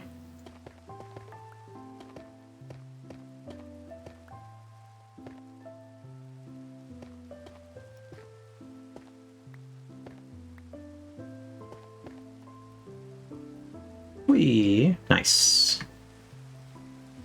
Alright. Looking a little better. I do think we now have to fix whatever's going on here, though. This got a little wonk. Get rust scrub. Yep. Get rust.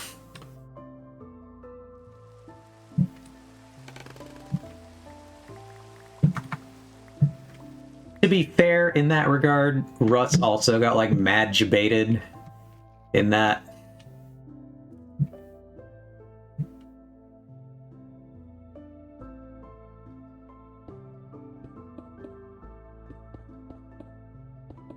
Russ, in fact, as we colloquially would say, did a whoopsie.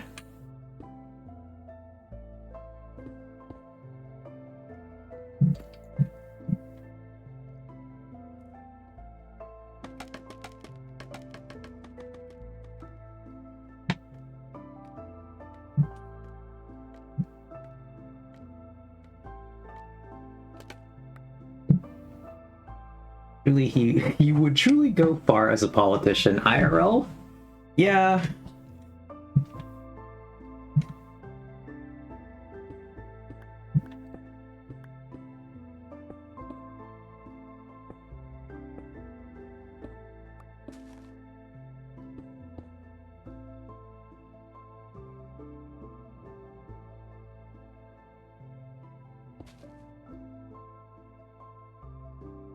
This is looking a little wonk. Yeah, Lehman Russ is not really one of my favorite of the Loyalist Primarchs. I don't really care that much for the Space Wolves, which is surprising because I think Vikings are cool. I just don't really like the Space Wolves, who are effectively just Vikings in space. They're not really winning the creativity awards on that one.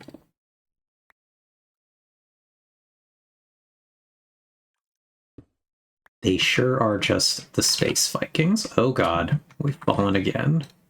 This is going to be a recurring problem, but one I will not really attempt to remedy. The correct choice here is not actually to take away stuff. I don't think we need to remove things. I think we actually need to add stuff over here. But I'm going to scaffold up there, and then I'm actually going to take a quick BRB to run to the bathroom. So if you all can mind the wall chicken, keep it safe, make sure it doesn't get up to anything. I will be right back. Everybody else, I should take this opportunity, get some water, get some snacks, stretch a little bit, and we'll be back in a few minutes.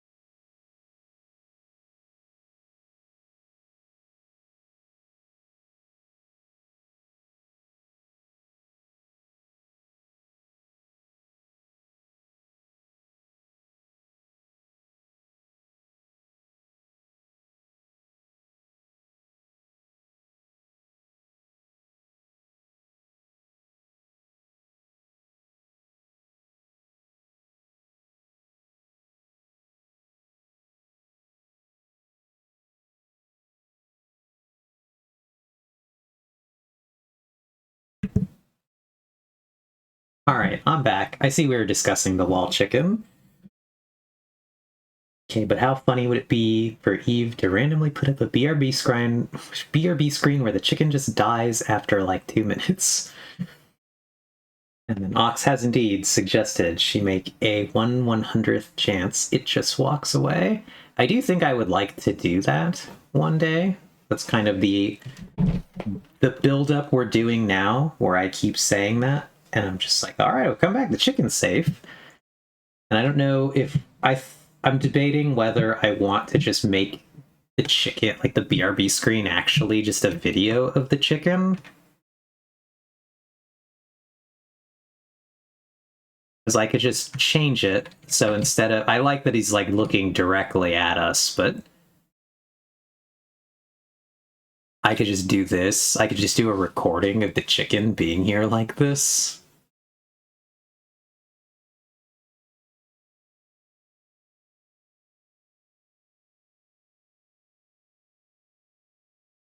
And then just like figure out a way. I did like Ox had an idea of having it fall. Something. I'd love to do something where we somehow knock the chicken off or get the chicken out of the way. But I will ponder the orb a little bit of how we would do that, because I'd also just want it to like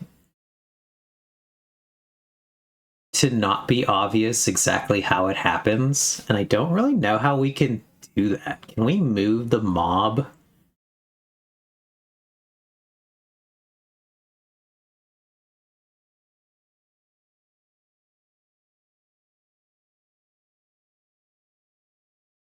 Or maybe it would just be funny to have like to do the recording, but then just have like Ox come in and push the chicken off.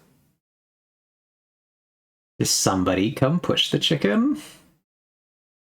Or maybe we make different ones where like different things happen to the chicken.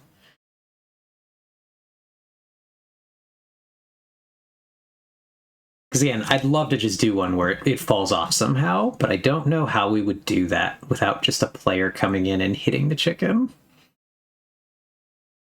Unless there are like good ways to move mob that I don't understand about this game. Because obviously I don't know a lot about how mobs work. But it would be fun to come back and pretend to freak out about.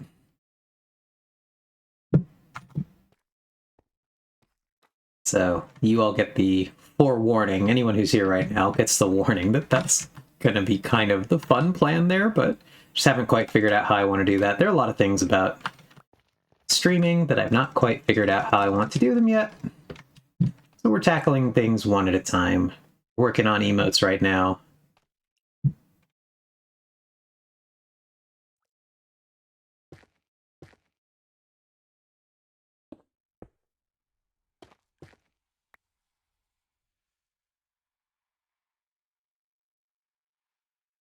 We need to get that one. Oog.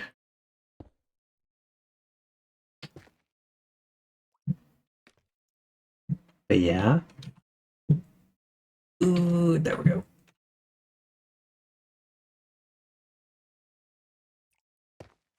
So, do you read a lot of Warhammer books, Vin, or are you mostly a Warhammer tabletop enjoyer? So I'm a book reader. Books have always been my favorite way to interact with Warhammer.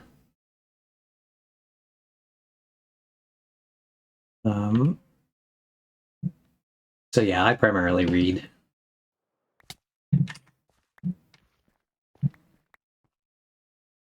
I don't think I will ever touch the tabletop game. I both neither have a desire to paint the minis, to deal with the minis, to spend the money Games Workshop wants for the minis. There are many things about the minis that I'm not about.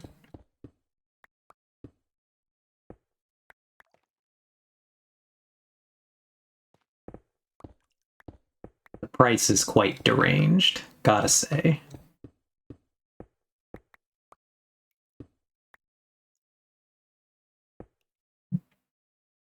Okay, I both read the books and I've occasionally paint minis, but I've never played. Gotcha. Do you have any favorite books, then?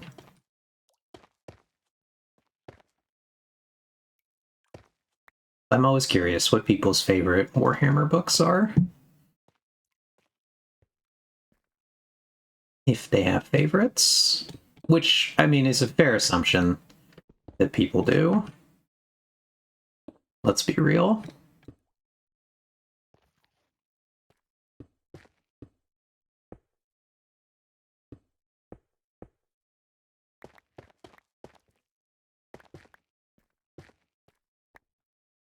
Descent of Angels and Legion are really good. I have read Descent of Angels. I've never read Legion. I haven't read a ton of Horus Heresy, honestly. I read the really early Horus Heresy, and then I did not keep up in the long run because that was the period where one of the things that I really prefer reading actual 40k over 30. I don't honestly care all too much about what we're doing in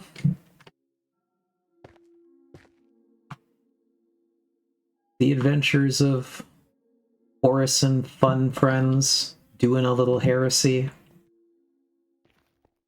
I really love that the Horus Heresy books got written because I do think that the Horus Heresy books were needed so that we could have any forward momentum. Otherwise, I think we'd still be stuck at M41999. I think they had to go write the Horus Heresy because they had to flush out the backstory so they could figure out what the hell are we doing next, guys. So in that regards, I really like that Horus Heresy exists, but it's not been the thing I really want to read. And I do stick a little more to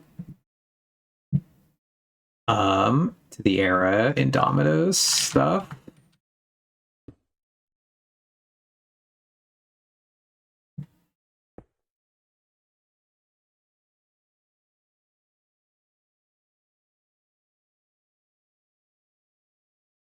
I think we do need this row in. I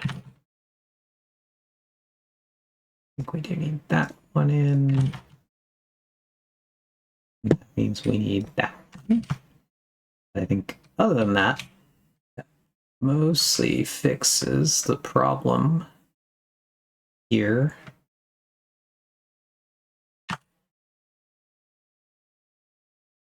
Love that the first thing Lion does upon waking up is slapping the warp out of Angron. Yeah.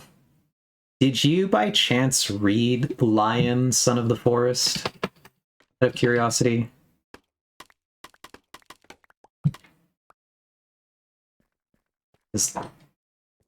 Gotcha. I think that Lion, Son of the Forest is incredibly good. I do own a copy of it. Let me go grab it off the shelf. Ooh. I know my headset will reach that far, but it's just like currently tangled up. I gotta unwrap the cord. Let's grab some Warhammer books off the shelf. I have a few. I don't have that many in print. I have a couple in print. We'll do a little bit of Warhammer book showing off since you're here, Vin, and you will appreciate the books that I have. Whee! Stack of books. I don't get to talk about books that often, so fun.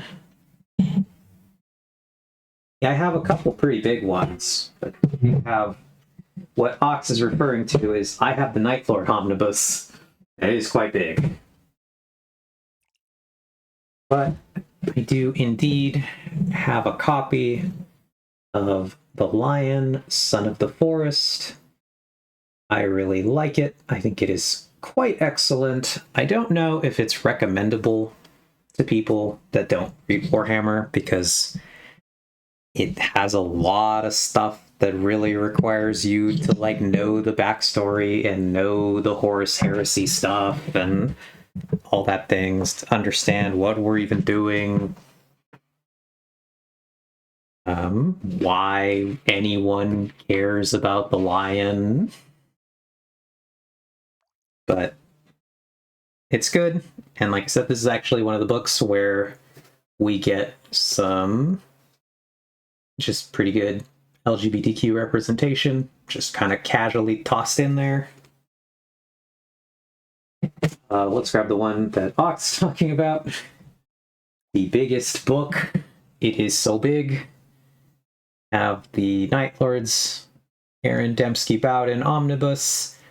I don't think I've met a single person who reads Warhammer books who does not think that Aaron Dembski Bowden is a very good writer. He is indeed quite good. If you have not read it, then I highly recommend Spear. What is it? Spear of the Emperor. Spear of the Emperor is incredible. One of my favorite Warhammer books. It's one that I want to get in print, but they've only printed it one time, and those bastard books are like $100 for the paperback, and I'm like, all right, guys, please reprint this. I will buy it the second you reprint it. I just don't want to buy it on eBay for $100 for a paperback. That's crazy. If people are looking for an intro to the fandom, I always recommend reading Horus Rising, False Gods, and Galaxy in Flames. Not only are they the first 3 books of the Horus Heresy, they do a really good job of introducing you to the concepts without having to know a ton of background. Yeah. It wouldn't be my pick, but I understand why it's a really common recommendation. And then this is the other omnibus I have. This was actually one of the ways that I got into Warhammer was Caiaphas Cain books, actually. I think the Caiaphas Cain books are ones that make a good entry point, not because they're like more accessible, like explaining the world in anything, but more that they're just like, they're a lot of fun compared to a lot of Warhammer books. And so if you want something that is tonally going to be more easy for people to get into, that would be my pick. And so I also have one loose, small Caiaphas Cain book just on its own. Then I have another one. This is another one of my favorites, which is Dan Abnett's Titanicus. This is one of the older prints. This book is quite good. Very cool for people who like big robot fights. That's what it is. It's a big robot fight book. But it's just very good. Love that one. And then the last book I still own, which is this is the book that got me interested in the Night Lords at all in the first place, which is this old Lord of the Night by Simon Spurrier. I think it precedes the Night Lord trilogy. I think it was actually written before them. So it is cool. It is one of the older books. I'd have to look up when these books were printed in relation to each other. Because it has a lot of things that they think they get retconned later. I mean, a lot of stuff gets retconned from the older books, to be fair. Once they actually start fleshing out what the Horus Heresy was and what happened in the Horus Heresy, they have to retcon so much stuff from the, like, older books, because they're like, whoopsie daisy, that doesn't make any sense anymore, get rid of it.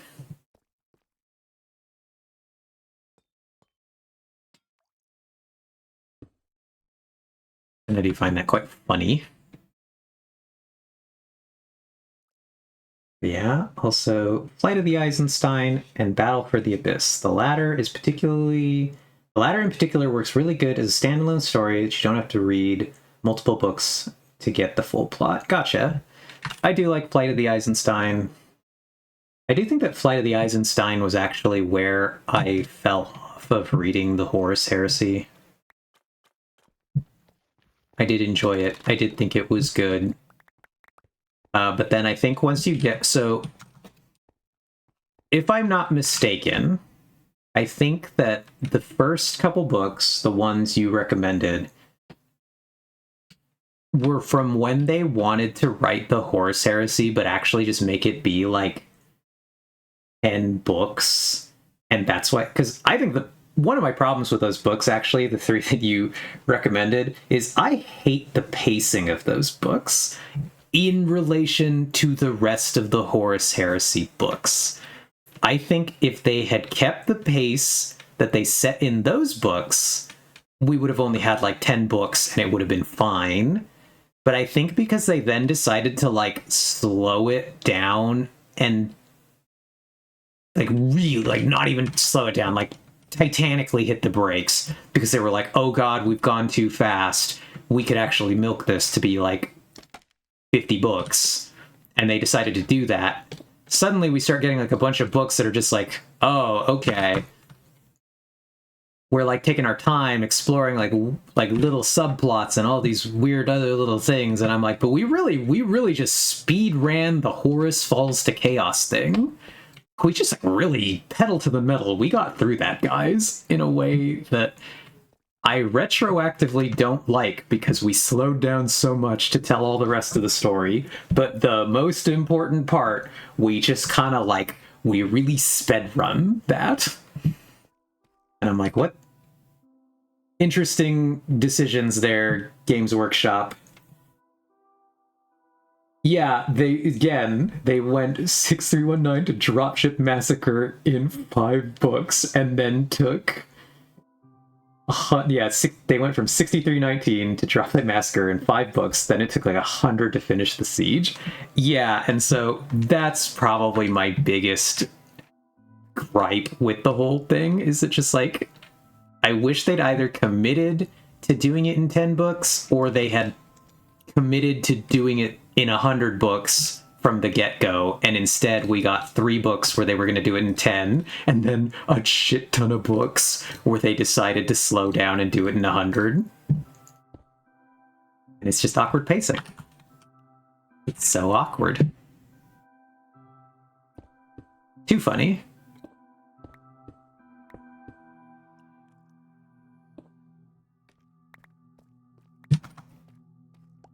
And it's so funny that they did it again.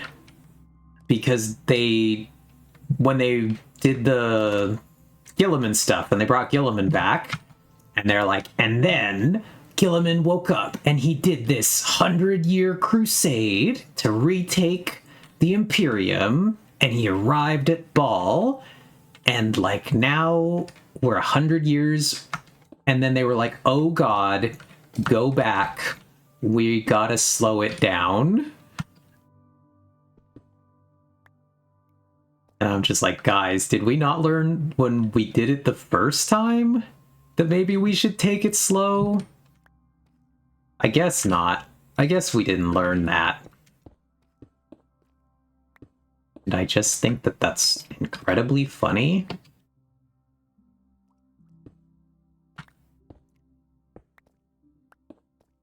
That, whoops, we did it again. And so now we've got like a bunch of books that I'm like, I'm not even sure what's the canon status of some of these books? Like all the Blood Angel stuff and the devastation of Baal, is that like gonna still happen? Are we gonna get there eventually? Because now in the timeline we're just way back. And so like any Blood Angel stuff, the Blood Angel stuff is like, all right, cool. Well, where are the Blood Angels in the timeline right now, guys? Is all this going to happen, but it just hasn't happened yet? Or what are we doing? But obviously we've had like Dante has met the lion. So I'm curious to see how they get themselves out of this fiesta that they've caused. Curious. I remain convinced that the Grey Shields were Games Workshop making fun of people not painting their minis. I could see it. I could absolutely see that.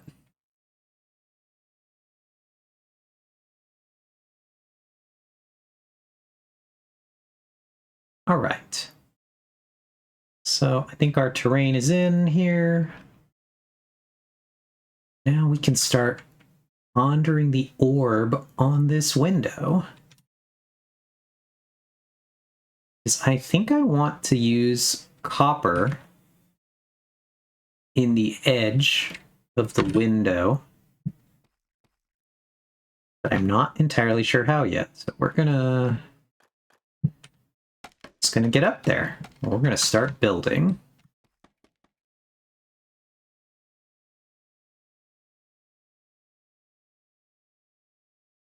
Also, if I remember correctly, Genghis Khan is a demon prince of corn, and it will never not amuse me. Yeah.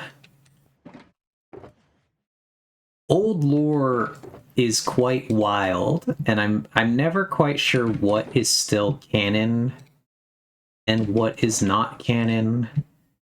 Like the Emperor backstory about all of the shamans that killed themselves to combine their spirits into the Emperor. I'm like, is this still canon, guys? You don't seem to acknowledge that it's like, I don't hear anybody talk about this anymore, and I can't tell if it's like in any of the new stuff or if it's really just like this was like the old lore and they're like, we just don't want to talk about that anymore, guys. Just pretend it didn't happen, I guess. Okay, the Demon Prince is still here, named Doombreed. They may have retconned that he's Genghis. Yeah, because there's a lot of, like, wild old lore that I don't think they really still want to interact with in any kind of way.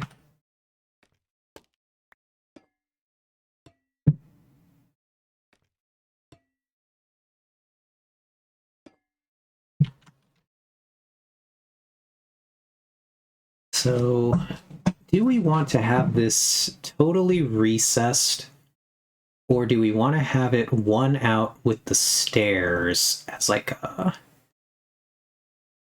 I think we want to do that. I think we actually want to bring this down by one. So we want this on this level.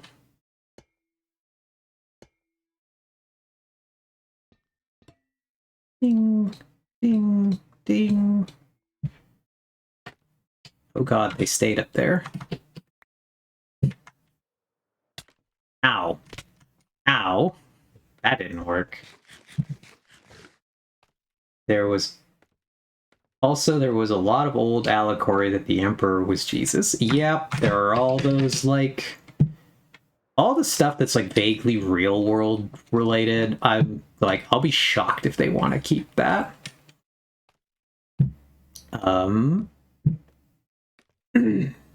If they ever again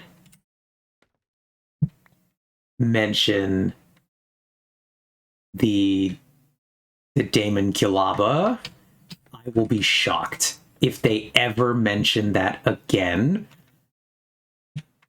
Or if they're just going to be like, no, don't think about that. Pretend that that didn't exist, guys.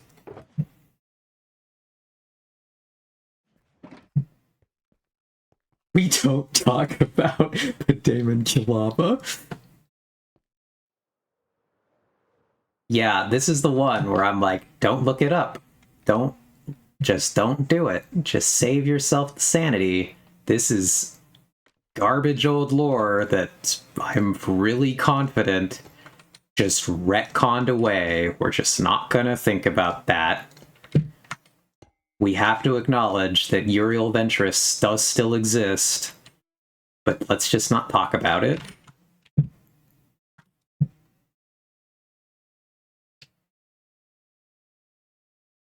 Making that all copper, I'm not sure I like that.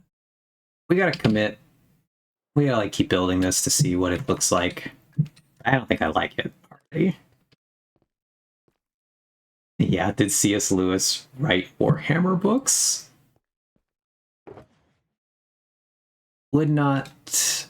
Yeah, a lot of the old stuff is pretty wacky. Ox. What a crazy time to be alive.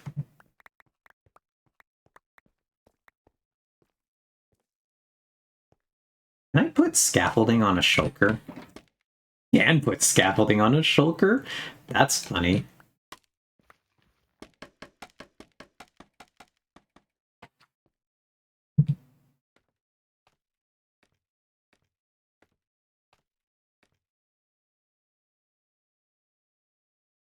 Cool, cool.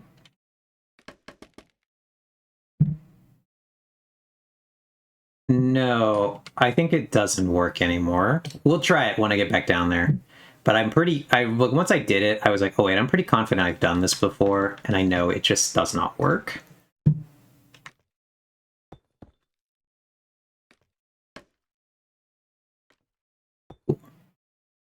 Right. Let's get this one in here. Need one more. It still worked. So now I'll do that. Go down to the bottom. But yeah. All right, I haven't clicked yet. Hands off, but I'm very confident as soon as I try to click this, I think it will simply not open the shulker. I think it will treat it as if a block has been placed on top of the shulker, if I remember correctly. So let's find out. Yep.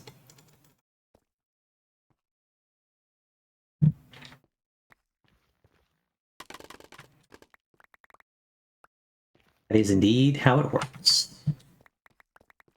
So now you all know as well. That is how it works.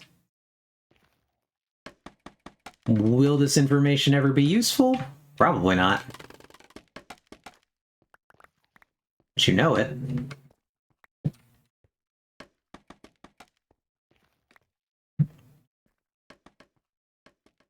Whee! Up we go.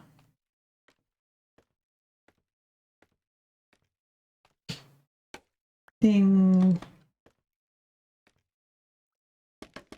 Still, did anybody have anything good to eat today? Curious. Today is a day where unclear what I want to do, but I think I gotta figure out something to eat after this.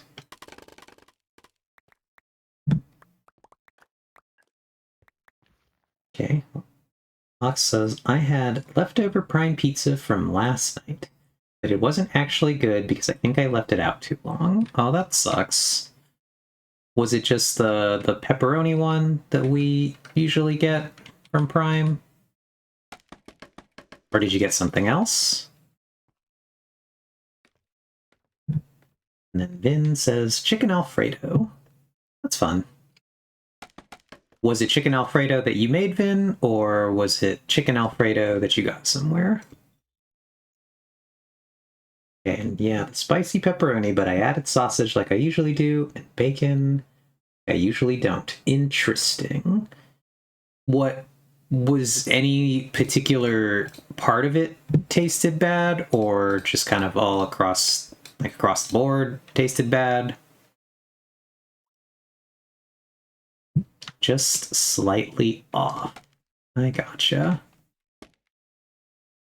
Enough that I didn't want to eat it. Oh, that sucks. I'm sorry to hear that. Prime is both good pizza and also expensive pizza. So it really sucks if you weren't enjoying it.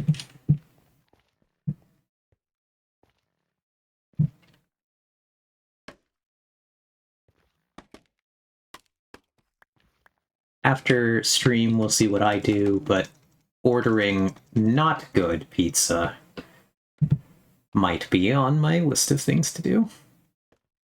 Did try the churro knots. They sure are churro knots. Gotcha. Do they resemble churro in texture at all? That's my question here, I guess. Or are they just like the garlic knots but cinnamon?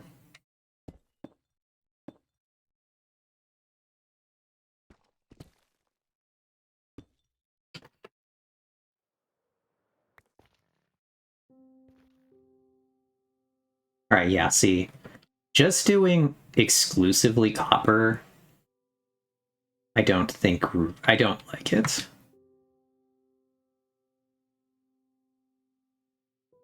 I want to say the outer crust is a little churro-y. Gotcha.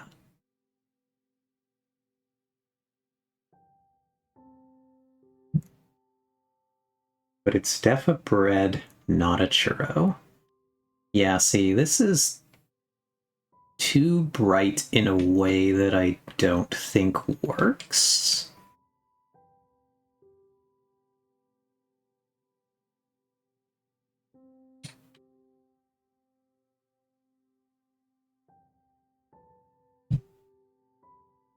It's a real shame, and it's really a shame because, like the garlic knots, they look great, but are somehow disappointing.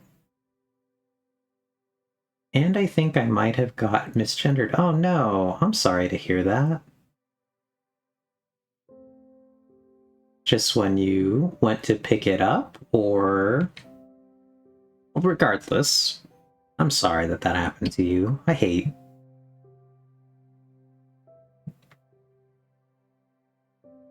Obviously, I hate hearing that.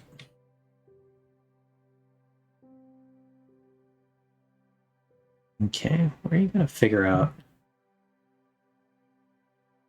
I think maybe we just do like brick. Kind of the way we've done the window here.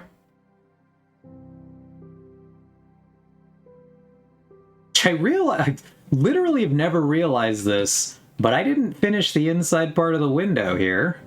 That's funny. Huh. Okay. Add that to the projects we need to finish.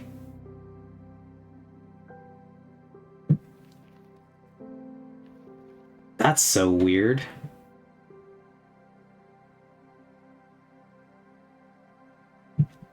And it's really a shame because the garlic knots, they look great, but are somehow disappointing. Yeah, Vin, that's a bit self-depreciating. We don't agree. I think you're pretty cool. But she was in a hurry, and she was like, "We'll be right there, sir." Gotcha.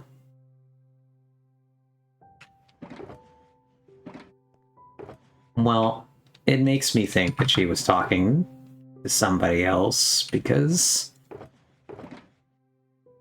you are truly one of the least surable people I've ever seen.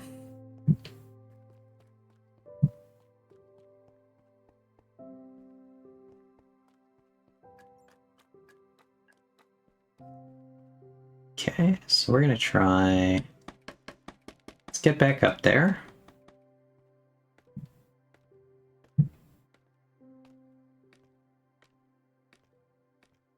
Maybe I like the corner ones being the copper, and I just want to change the brick into the center.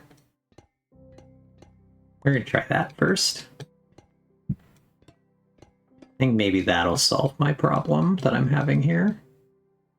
But also keep like a cool highlight part.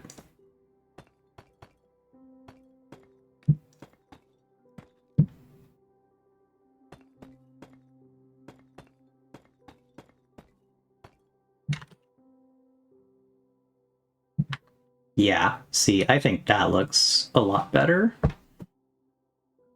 What do you all think?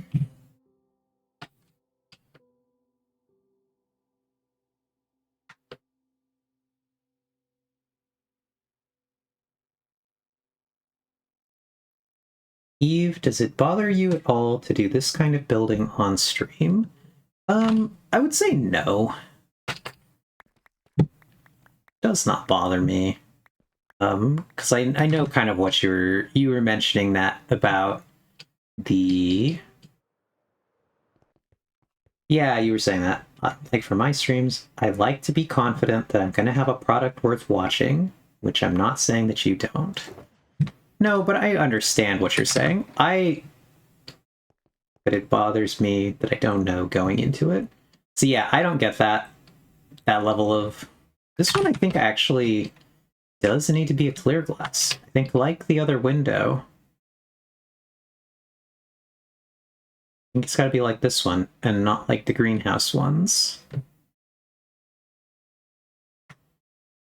Maybe I do put the green. I don't know. I think I do. I guess we're gonna try it. We're gonna try the green.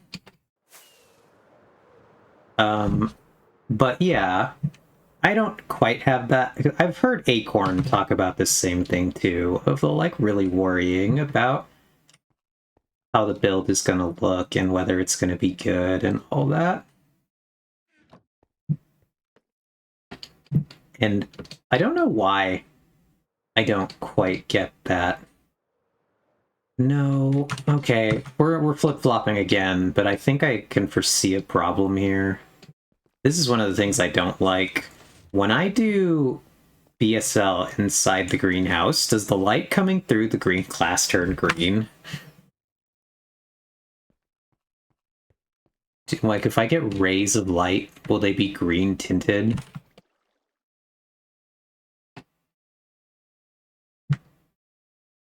Okay.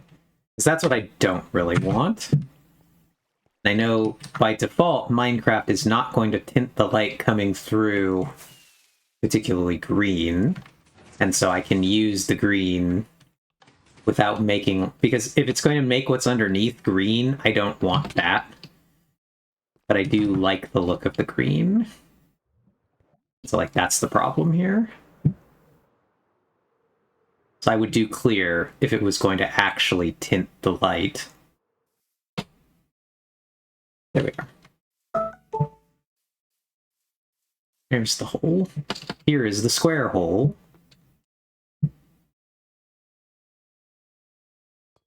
So we're just going to place these for now. Wonder if these are even going to be enough for this. I really don't have a good idea of what 64 blocks looks like when it's placed out in a square. Whoops. We're just going to place them for now. We will worry about the rest of the build later. You just want to look through our window. Yep. I think that looks correct. I like it.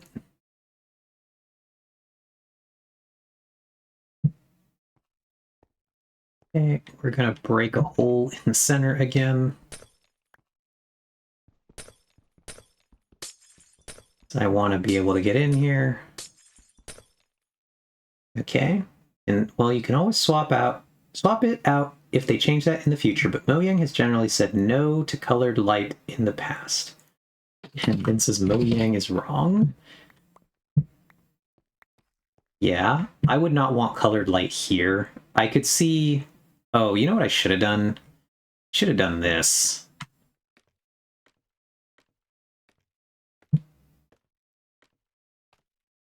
But I do think that Ox, because of the way my build style is, and the fact that, like, I'm never building with a clear vision, I think I avoided that aspect of it. Right, now here's another question. If I do a fog glass in this thing, actually, do you think that... So it'll read all the layers as glass, right? And therefore it will let the light in as if it were daylight, but it'll look fogged enough that you won't... I don't remember how many layers we need for a good fog glass. We might not have enough layers for a good fog glass here. At least 7. Okay, what do we have here? We have 1, 2, 3, 4, 5, 6, 7. Yeah, we do have at least 7. So we could do that. We could make this a fog glass. Because it would be kind of cool if we get the natural lighting Yeah, do you mean 7 total layers or 7 of each layer? Because we have 7 total for sure. We don't have 7 of each.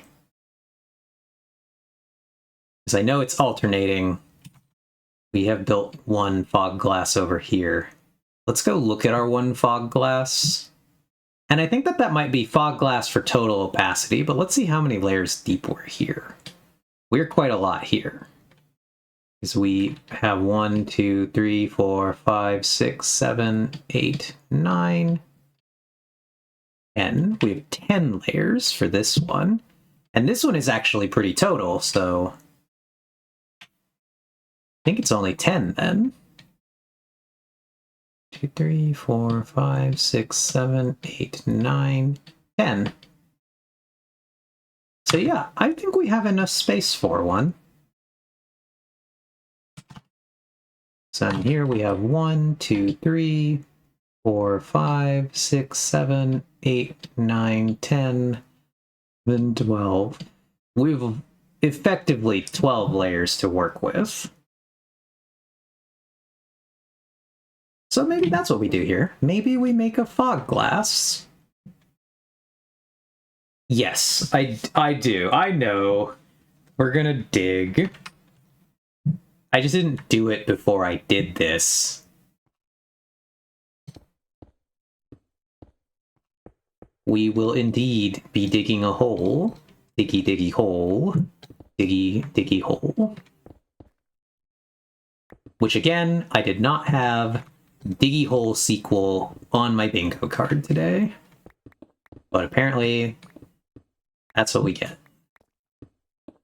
I did not particularly care for it.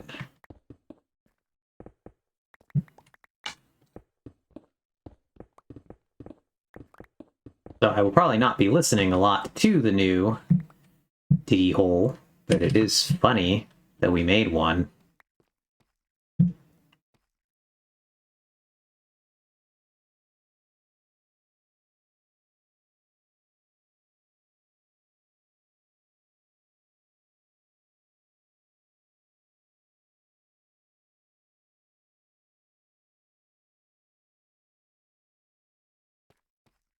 Maybe you may want to make the glass one wider. I want to say yes. Let's go look over here. And actually, I don't think I did here. I think it's only 1 block wider. And the stairs are effectively the point that marks where it's held up. You can't see the edge as well.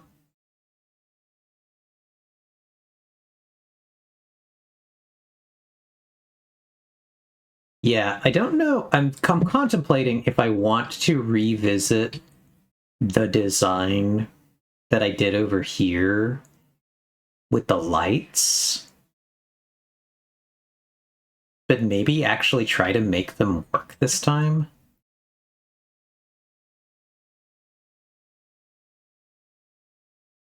And maybe go back to actually make these things work.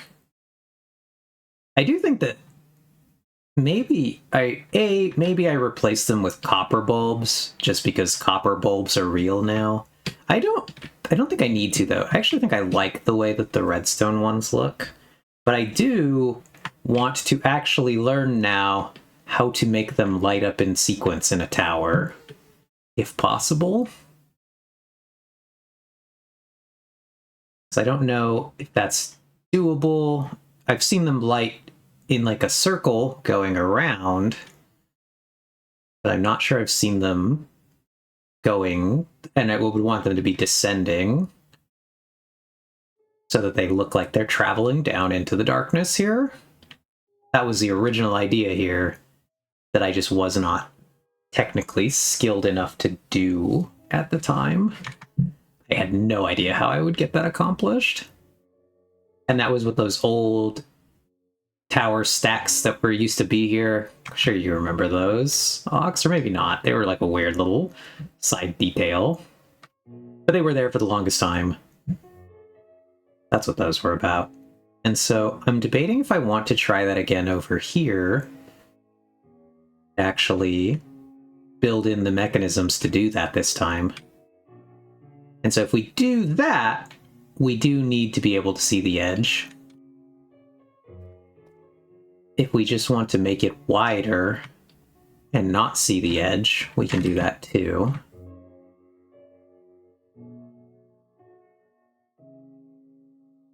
I guess I will have to ponder that when I look up. Currently singing Diggy Diggy Hole in the least dwarf voice.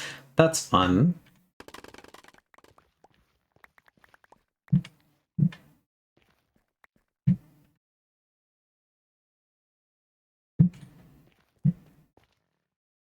Did you listen to the one that I posted, Ox, the Windrose one?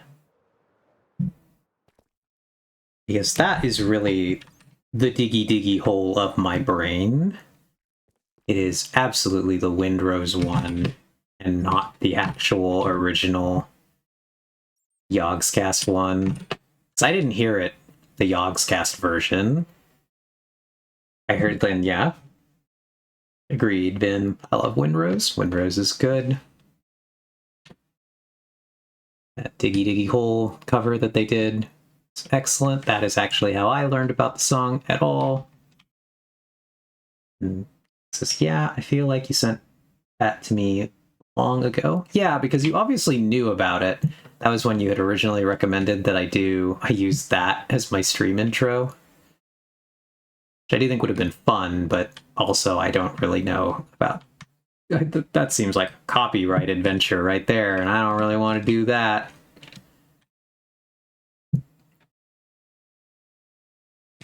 The thing... Okay, so here's the thing, Ox. You asked me about my... Yeah, I didn't want to do copy wrong.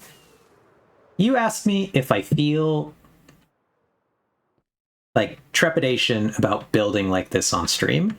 I would tell you, not really. What I would tell you that I do feel trepidation about is actually how much I get done on stream. I feel that version of like I'm kind of wasting everybody's time, because I often feel like I'm not getting enough done on stream, that I work like too slow and I'm wasting people's time in that way.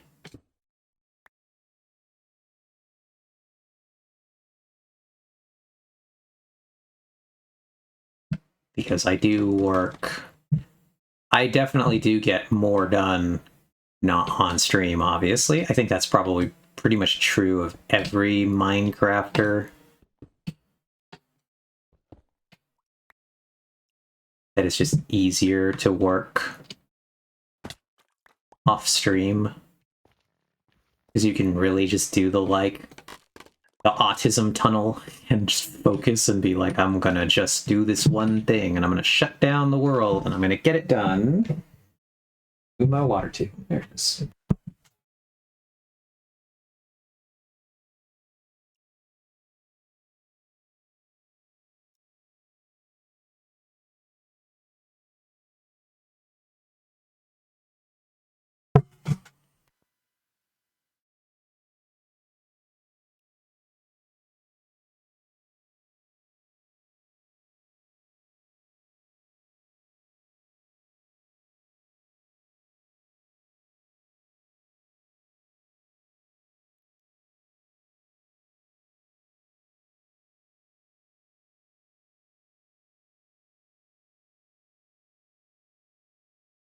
Oh, whoops, I see that. I'm muted from the water drinking. Thank you. But yeah, we've ostensibly only done a smidge of terraforming, some digging. Not a lot. And so, like, in that regard, sometimes I feel like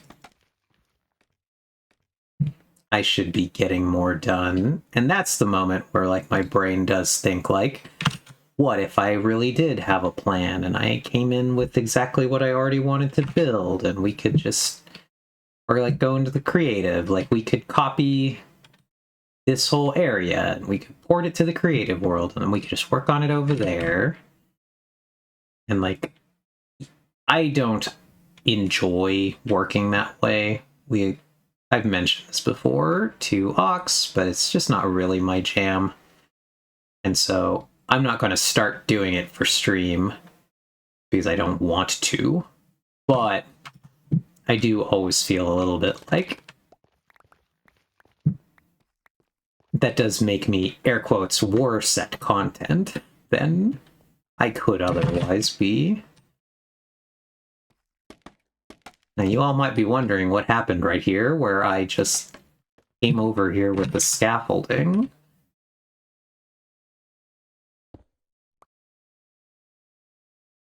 It really was because my brain was like, the balance is wrong over here. I would like to fix it. And now we're here.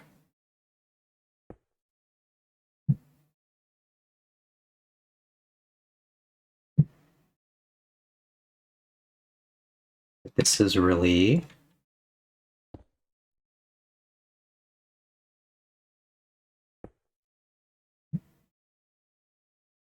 a lot of how I work. Some kind of... Let's see if we can catch this guy, because he's gonna want to fall. Go. Those are gonna go crazy if I just broke the base. Like, this area looks all fucked up. Yeah. I kind of want to fix it, because it is bothering me. But I don't know how much that means anything to any of you, because I know it's like my level of just weird amounts of work I like to do on my base that is causing me to think that this bit of terrain is messed up in a meaningful way.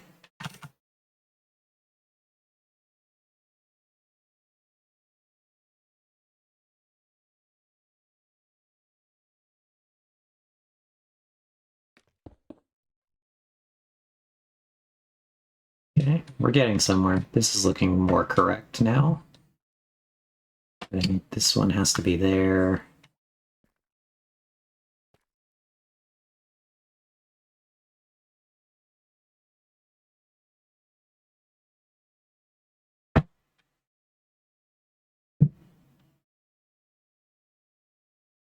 Now somebody might say, Eve, why does this matter? And I would be like, well, my brain would like this to be such a natural looking terraform that you just don't really even think about it. Your brain at no point fires up to say, hey, wait a minute, something here looks like handmade somehow. And your brain picks up on these things, even if you consciously don't know what it is you're looking at or why. It's like telling you something is slightly weird here. And this is just me tunneling in and listening to that part of my brain that's picking up what's slightly wrong with what I've done here.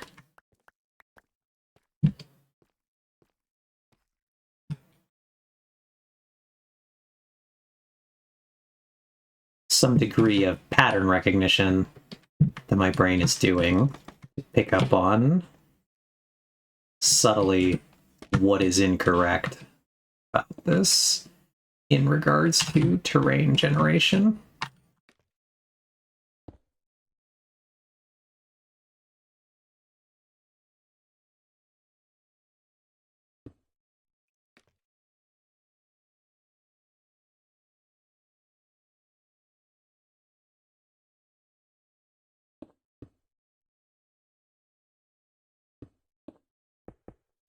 Ooh, Vin has redeemed random Warhammer fact.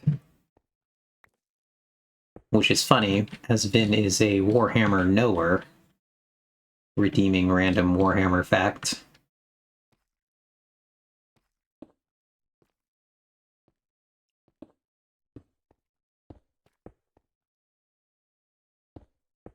Making it ever so slightly more difficult.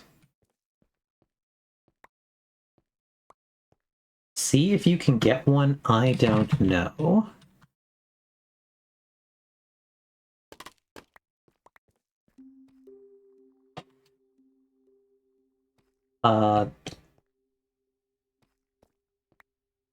Okay, interesting. See if you can get one, I don't know.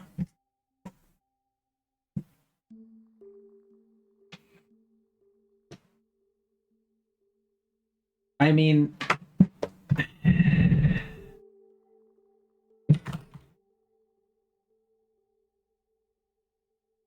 It feels like there's low-hanging fruit, because, like, I could just start, like, picking really weird small knowledge from books I've read and just gamble on you not having read exactly the same books that I have.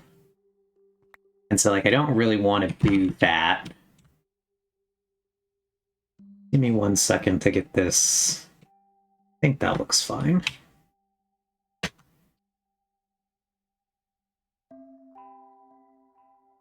This kind of terrain generation, though very oddly regular, I do believe naturally occurs in some places. Let's see if we can find one.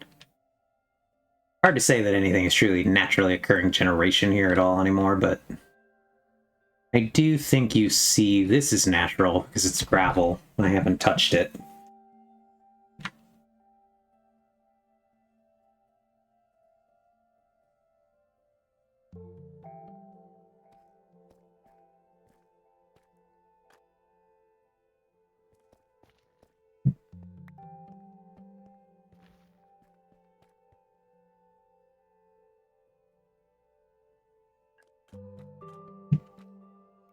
What is the oh god ox? Okay, so good to pause for a moment here and try to think of my random Warhammer fact. And I think after we do the random Warhammer fact, we're gonna go to our last segment of the stream, which is our one League of Legends game. I went and checked vanilla in the hope that the end flash lightning was a sodium thing. It isn't. Oh no. Gotcha. So we're just like stuck with green end stone forever. I wonder if that'll change with vibrant visuals. But anyway, I don't know. Brain is not braining super great right now.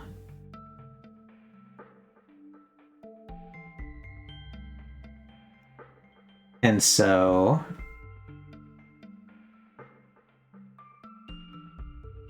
the thing that my brain is like, here's my random Warhammer fact of the day.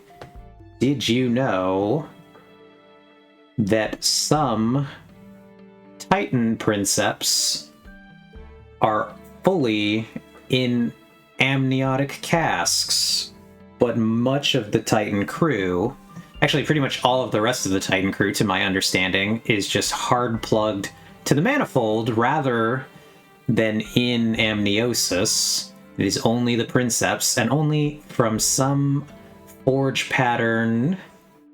It's not all forges, it's only some of them.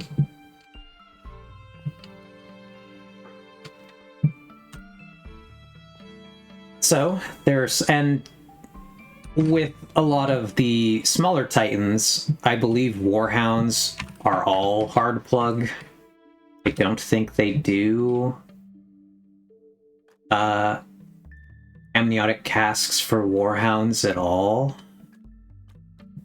At least not in any situation I've encountered in the lore. Warhound princeps actually do just plug in through like cranial implants.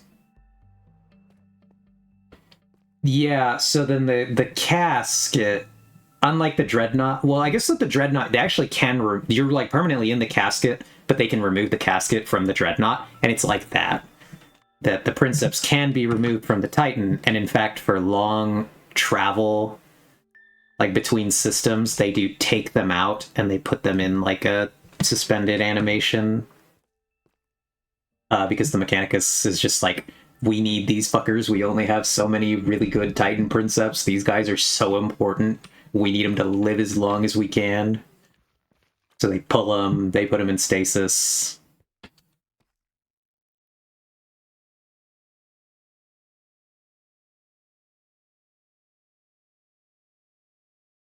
But a lot of them that are in the amniotic casks, they get psychostigmatic wounds when their Titans get damaged.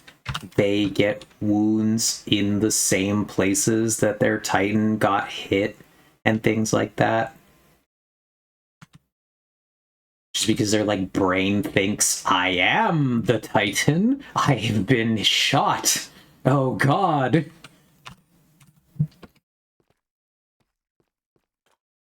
And so they'll get like psychostigmatic bruising.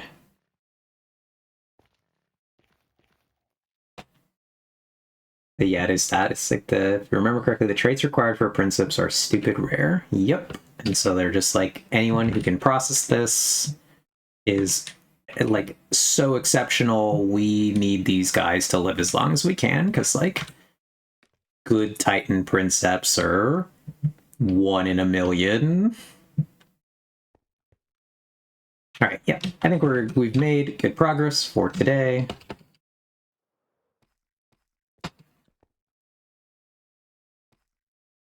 But I really like Titans. I think Titans are very cool. I was a big robot lover when I was a kid, so Titans were one of the things that really I was interested in. And again, if anyone, particularly you, Vin, if you've never read and have a passing interest in Titans, I highly recommend this book. Yeah, I remember seeing, I forget where it's from, where the Princeps is actually holding conversations with the psychic remnant of the Titan's former Princeps, and they're like giving the current one advice. That does happen. It actually does indeed happen in this book in particular as well. I think it happens in a lot of different stuff, because I have read, yeah, I was going to say talk about knights, because one of the books that I've read is the one about the assassins that have to go kill a knight. Like one of the high kings from a knight house. And I forget what the name of the book is. I'm going to look it up really quick. It's Assassinorum Kingmaker. And they have to go kill a knight. And the knights also have exactly that same... They actually have that, but worse, because the knights really speak with like the voices of the ancestors in that book. Like, they're way worse than the Titans, and it's like a thing that the Night houses actually like about their machines, but it doesn't sound great. All right, let us go to the desktop, where we now have a camera that I haven't quite adjusted the size of. It's slightly bigger than the other one. But we're going to go, actually, to launch League of Legends, and let's see, League of Legends will open correctly. But yeah, so one of your friends is a Knight player, Vin. Do they actually have like a bunch of Knight minis? Sure, which are like, by mini standards, not that mini, but that's pretty cool.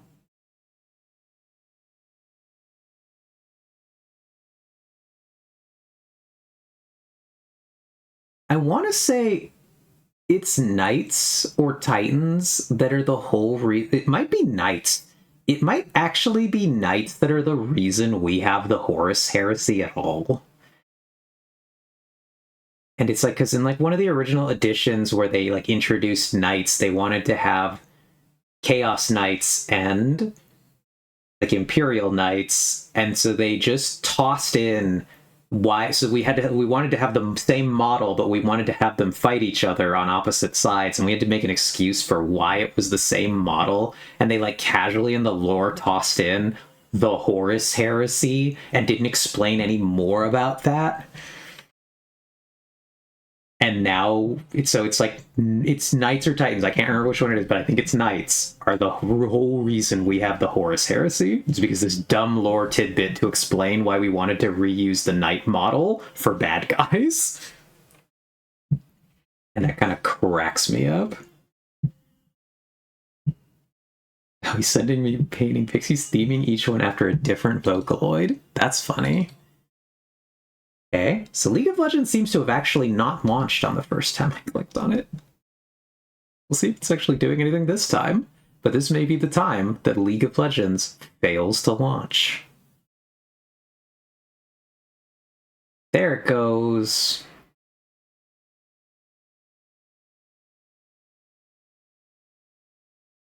We are Leaguing and Legending. Let me go over here now. League of Legends indeed did launch. Let's check. Okay, we don't have any boxes to open.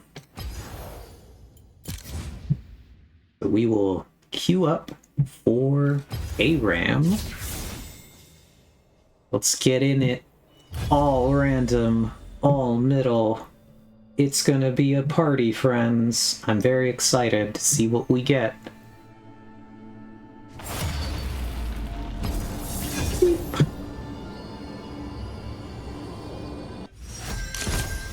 Beep, boop, beep. Oh god, I don't know about this one, chat. The time has come. I have never played Yunara. I'm hoping my teammates roll something I have played that I actually want to play. Okay, we're doing it. We got something up here. We'll take this. Nothing before me. Hopefully someone takes Yunara, but they're wise. We're gonna play Shyvana. This is a champion I like. One that I'm pretty good at. We are going to play Shyvana in a weird way today, compared to what many people are doing with this champion. She's mostly played as a magic damage mage, but I'm going to play her as a physical damage tanky thing instead, because we have 3 magic damage champions on our team. And we also don't really have a tank. So I will be both the tank and some of the physical damage. And I think this is like an old play style for this character that has not been in vogue for like the last probably like 6 or 7 years. I have never touched League. All I know is people screaming about pushing mid. That's pretty good. League is a weird game. I think it's incredibly fun. It's actually one of my favorite games of all time. I do think that most people should not play League of Legends because it just is a really complex, really got a lot going on, and it just tilts people out of their minds in a way that I don't think is healthy for most people. Whee! We're gonna hop here, we're gonna do this. But it is one of, frankly, the most satisfying games I've ever played, because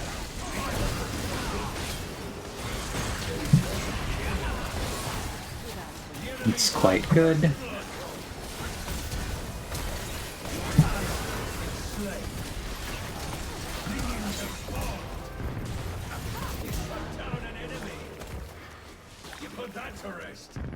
Oh, that was a wild play.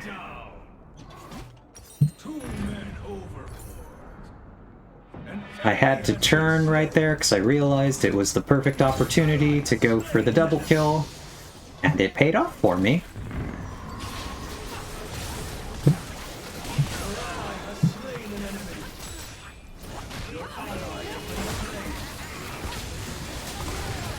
Now I'm just trying to clear minions here. This is a brawl. These teams are going at it. Oh god, we're getting... I just want these minions, friends. Don't mind me.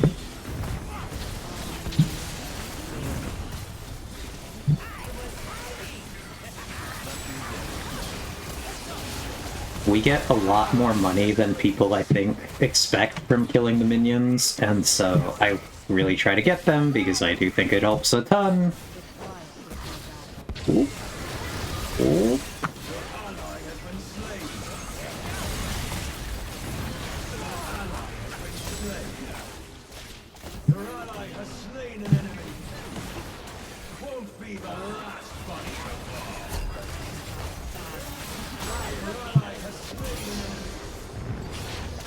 That was close. Dragon on dragon violence right there. I didn't think I would get away with that.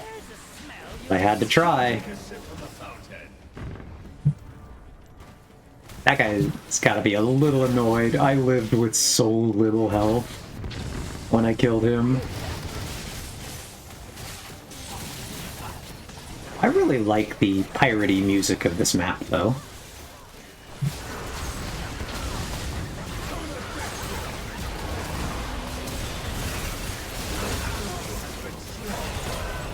Oh god, I've been ulted. I got the kill on the way out the door, though. Completed our item, which is good. We're kind of ahead of the curve here. That's where we want to be. Now we're going to start to build more tank.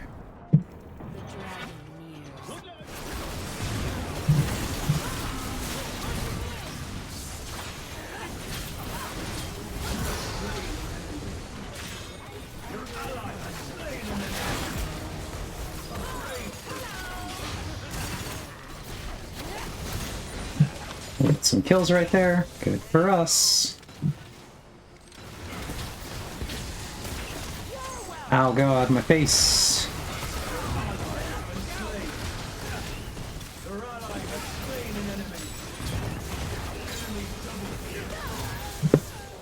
Our hope is to just be ever so slightly more tanky than they expect. But we're going to want... Oh, this is a hard game. We're going to want the magic resist here. The boots. Crowd control is just going to be worse than the physical damage we're going to take. We're going to build an armor item next, but we just want different boots.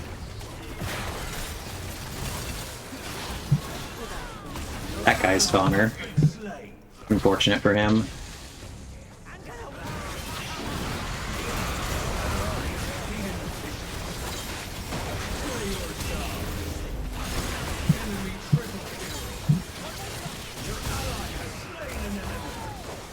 Maybe we don't. We took so much physical right there. I think we do want to just start stacking armor. I think we ignore the mages and we're just like, oh, well, we're gonna get crowd controlled, but do you think this is actually more important?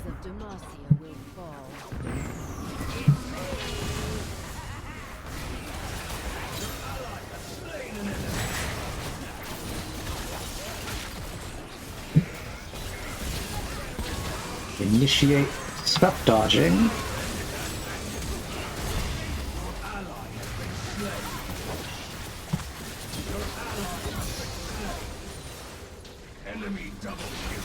I think we just rely on the fact that some of these mages are not going to want to hit us very much.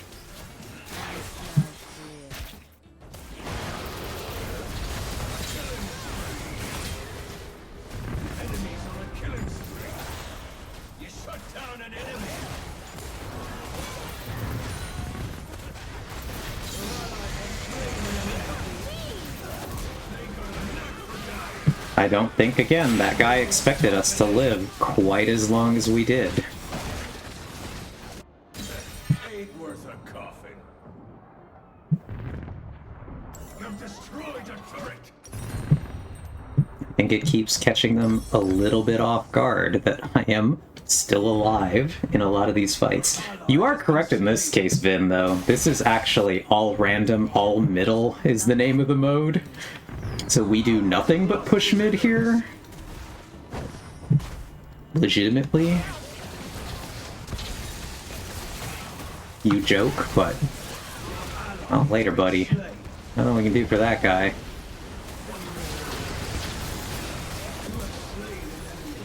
Whee! And away we go!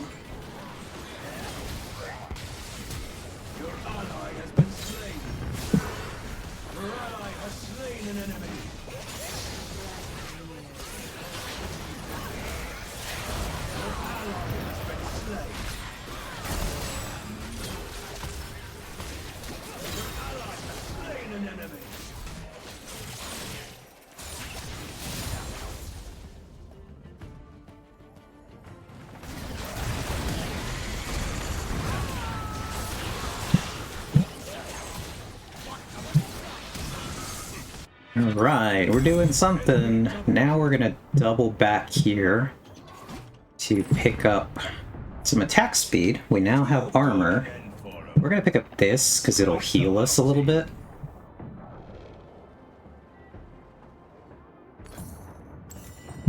And we just want to be really annoying in a way that they're not expecting.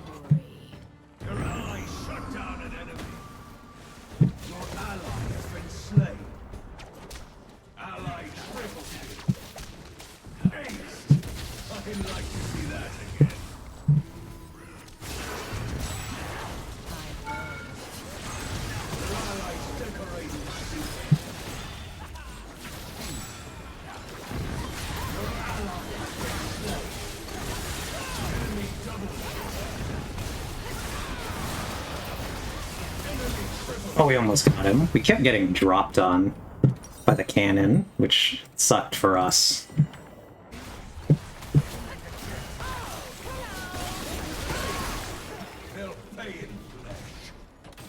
Otherwise, we would have got that kill. That's the problem with fighting that close to their base.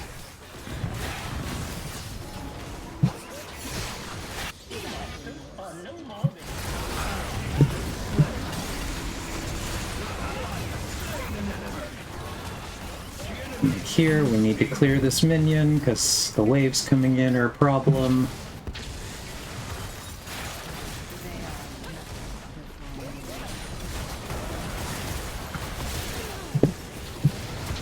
Just wish my team had been alive right there.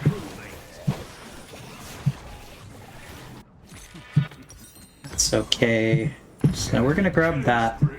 Then we're gonna double in for some magic resistance here.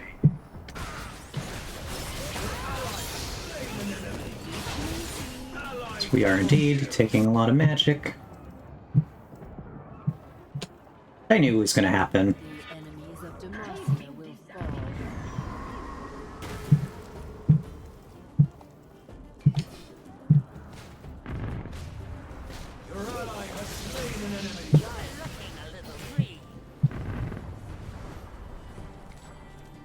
They should run.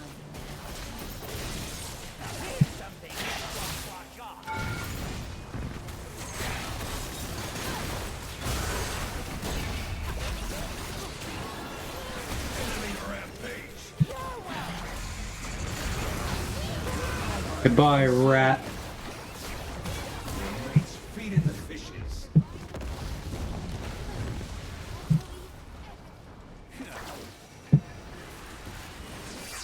You gotta go, Twisted Fate buddy, because this is what's gonna happen to us now.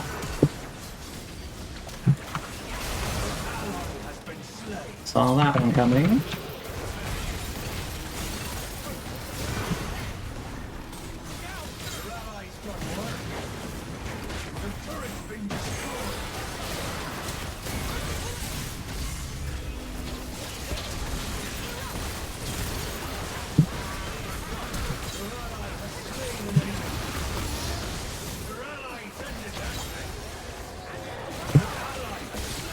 That guy really hung back when it was like I can see the play coming, buddy. We gotta run. And then he didn't. And then he died. Ally has been slain.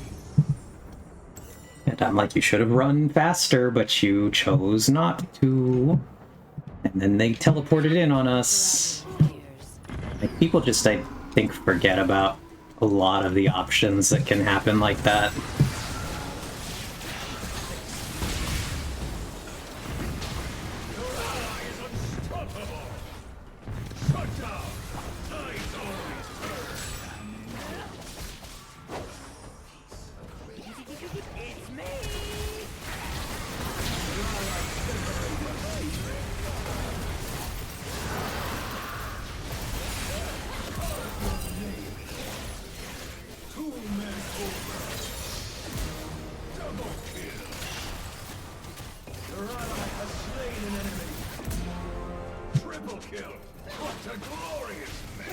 But we got him by just being a little tankier than they think we should be.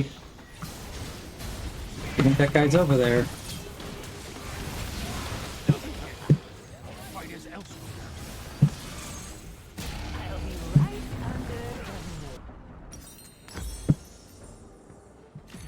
Your ally has slain an enemy.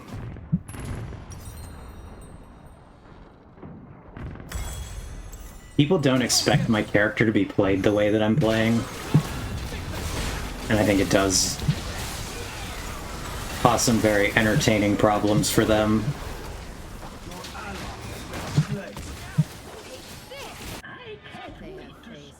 Your ally has been slain. Your ally has been slain.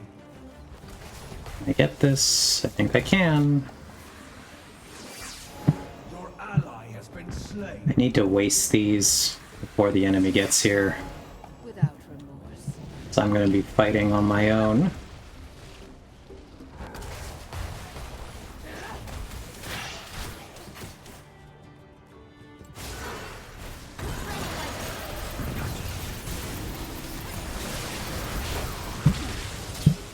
Yeah, unfortunate for me.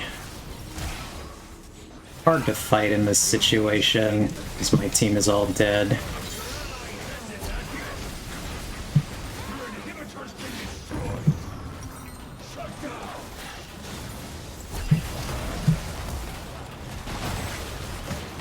One of our guys is AFK, which sucks. We need this guy to be moving.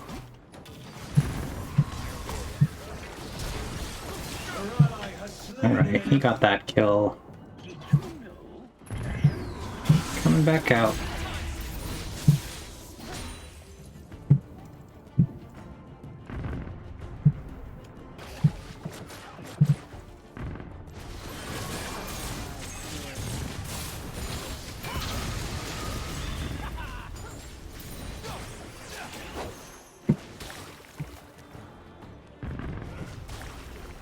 I don't know about this game, chat. It's gonna come down to like the next fight. That guy basically just got himself killed.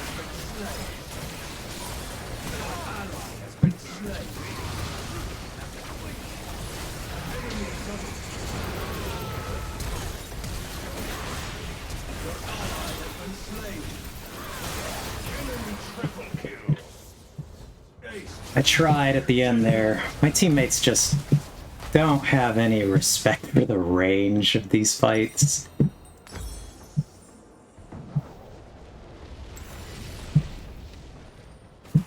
Maybe the rat comes back in time. Oh, the rat made a terrible choice, actually.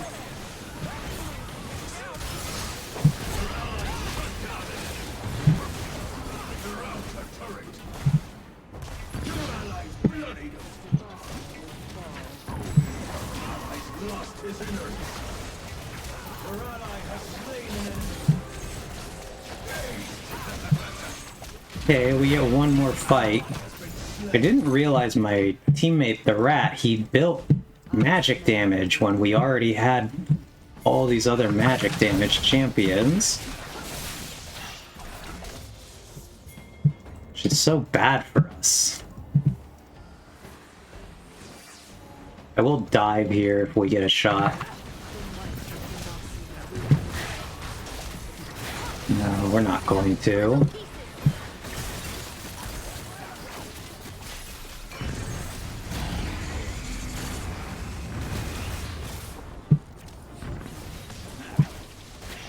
Trying to come back here. We took a lot of chunk, but I pick up this healing thingy. I heal a lot off the healing relics, so that's good at least. Want this one, and I should be good to fight again.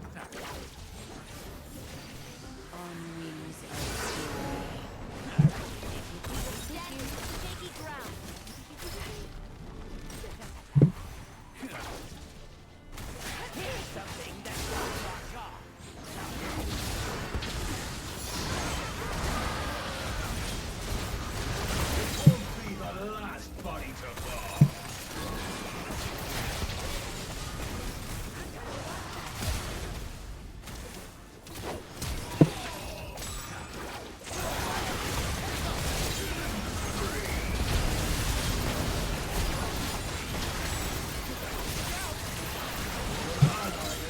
Oh, we got him. Your ally found friends. Your ally has slain an enemy. That was close. Okay, I need to complete one of my items here. I'd like to complete Down. this one, but it's gonna be too expensive. Your inhibitors respawned. I think we have to take this here. So we're taking a ton of magic damage from this guy, too. Actually, we're taking more magic from him. Your mates feeding the fishes. Quiet before battle.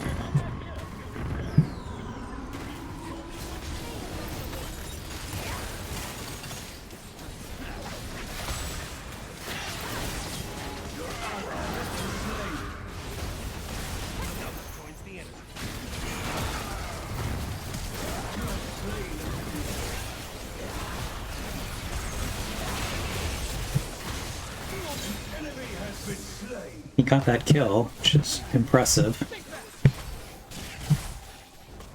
Your inhibitor So I think we pivot again, we sell that for these, and we hope our teammates can defend on this.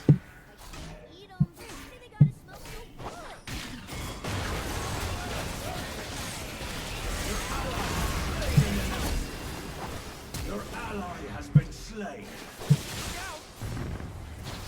Your ally has slain. Oh, nice. We've outplayed a little bit there. A prison for the slaughter dogs. On my way back out to the fight again. Your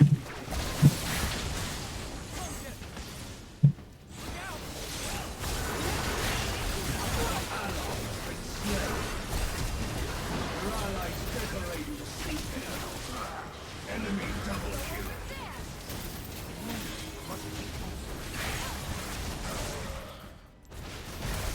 Yes, let them know who you are. Double kill.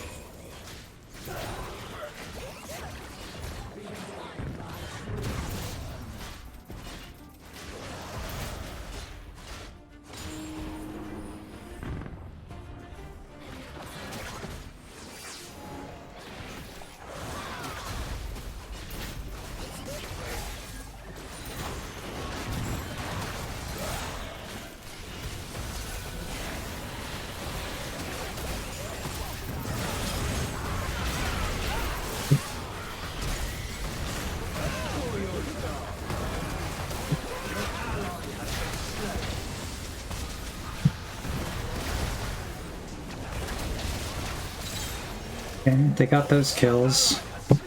Our rat is really just... I wish he was physical damage. I wish he wasn't magic. Ally has been slain. It's rough because of that. We don't have diversification of damage type, and it's really hurting us. Should be back in time to try to defend here. Your turret's been destroyed.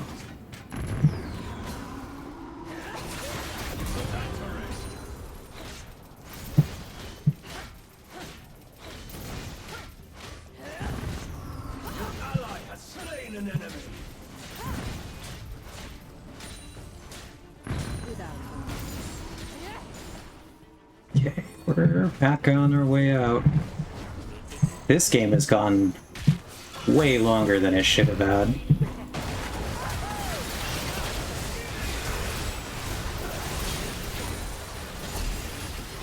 ally has slain an enemy.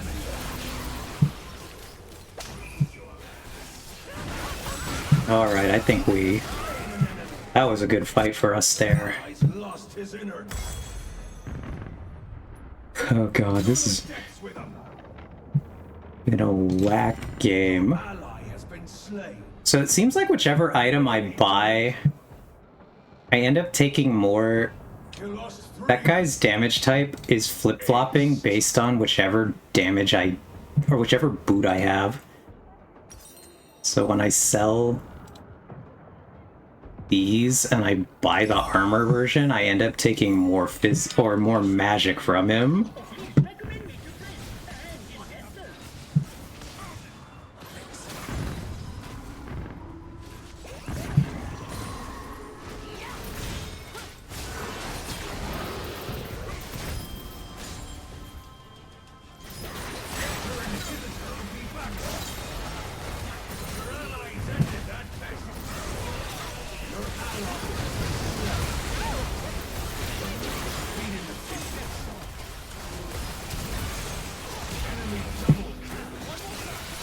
Got your inhibitor back.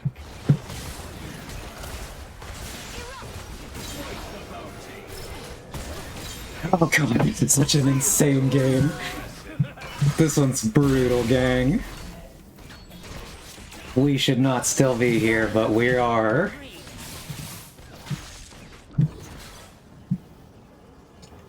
Sneaky, sneaky. By the skin of our teeth, we are still here.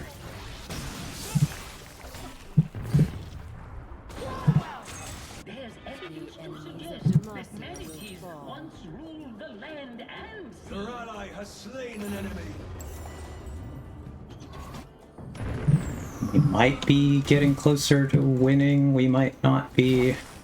It's really hard for me to tell. Oh, that guy seems to be disconnected.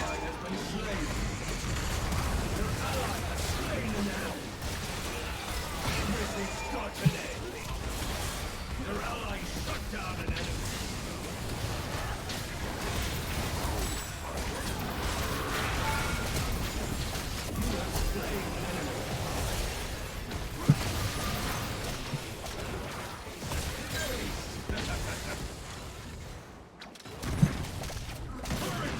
We are slowly advancing towards them, but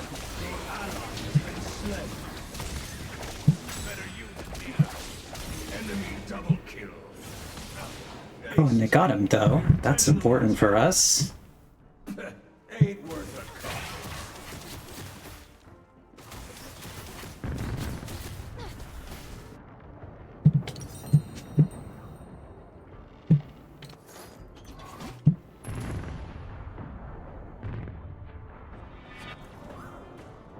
Every little bit helps. Reality is not a virtue, smell I assure you. Your ally has been slain. Your ally has been slain. I don't know if that's just lost us the game.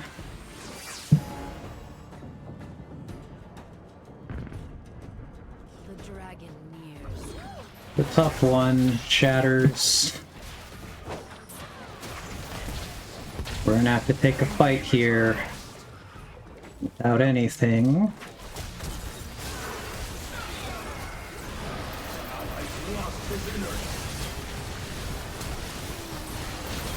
Yeah. That was it. These guys that died ahead of us ended up losing us the game there. Brutal game.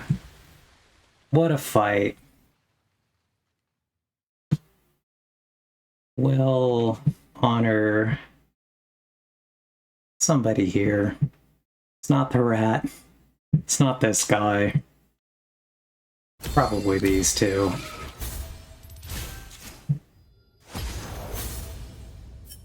They tried hard, even if it was a difficult game.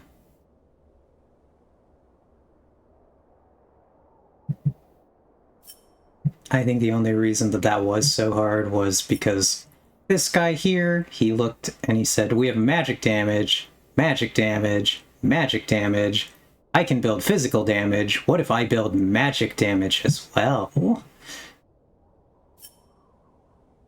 And it did not work out for us. You do want to consider that kind of thing because it makes it so that this guy, the tankiest member of their team, has built magic resistance, magic resistance, magic resistance, magic resistance, and he doesn't have to really worry about armor. And you just don't want to make it that easy for the tanks to just be like, well, I don't have to buy armor because this guy who can build physical damage build magic instead. But that one was a tough one. We almost brought it back. We dragged it out way longer than we should have. But we tried. The importance of split damage comps shines again, friends.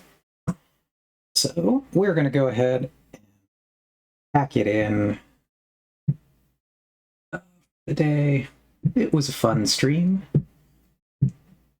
Glad to have had people to hang out with. Good vibes.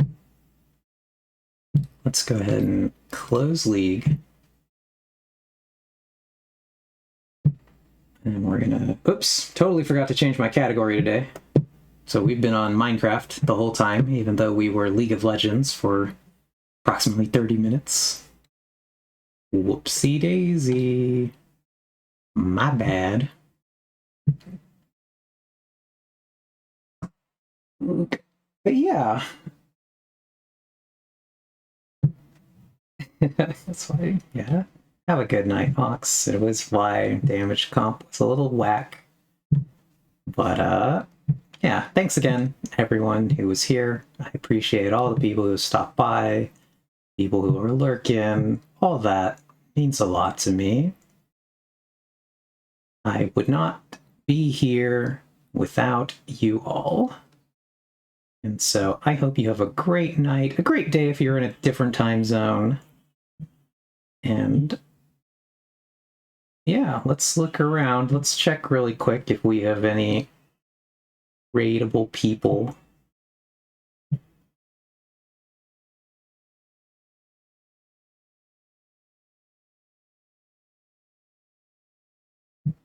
Oh, that's interesting.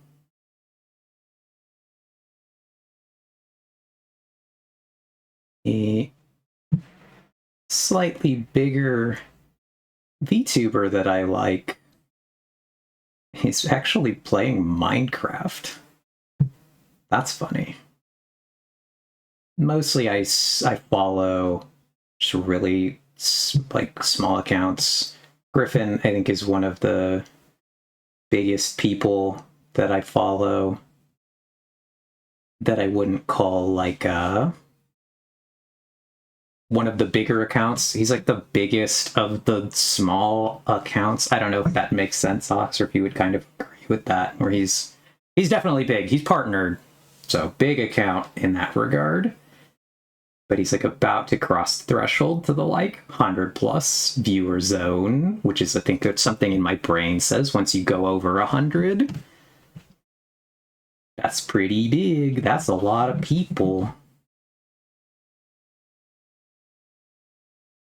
Yeah, biggest of the accounts that are still a person and not a name. Kind of, I agree with that.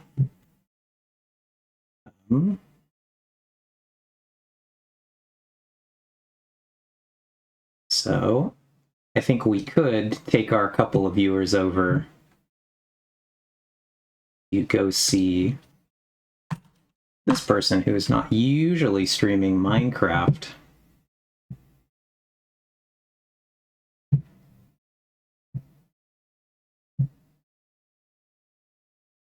I don't know what she's doing. Just says, checking out the VC Craft Enchanted fan server.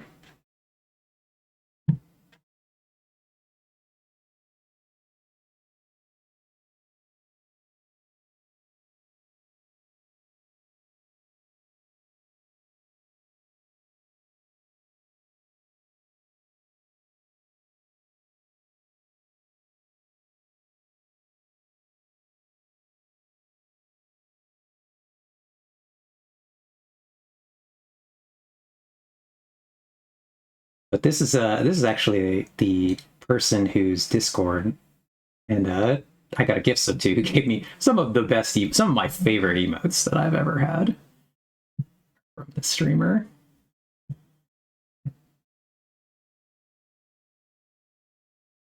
So I think we will go ahead and go pop over there, even if we are just a small raid into a big pond. So have a great night, everyone. And I will see you next time. Should be Wednesday at the regular times. But have a great night. Talk to you all later. Bye.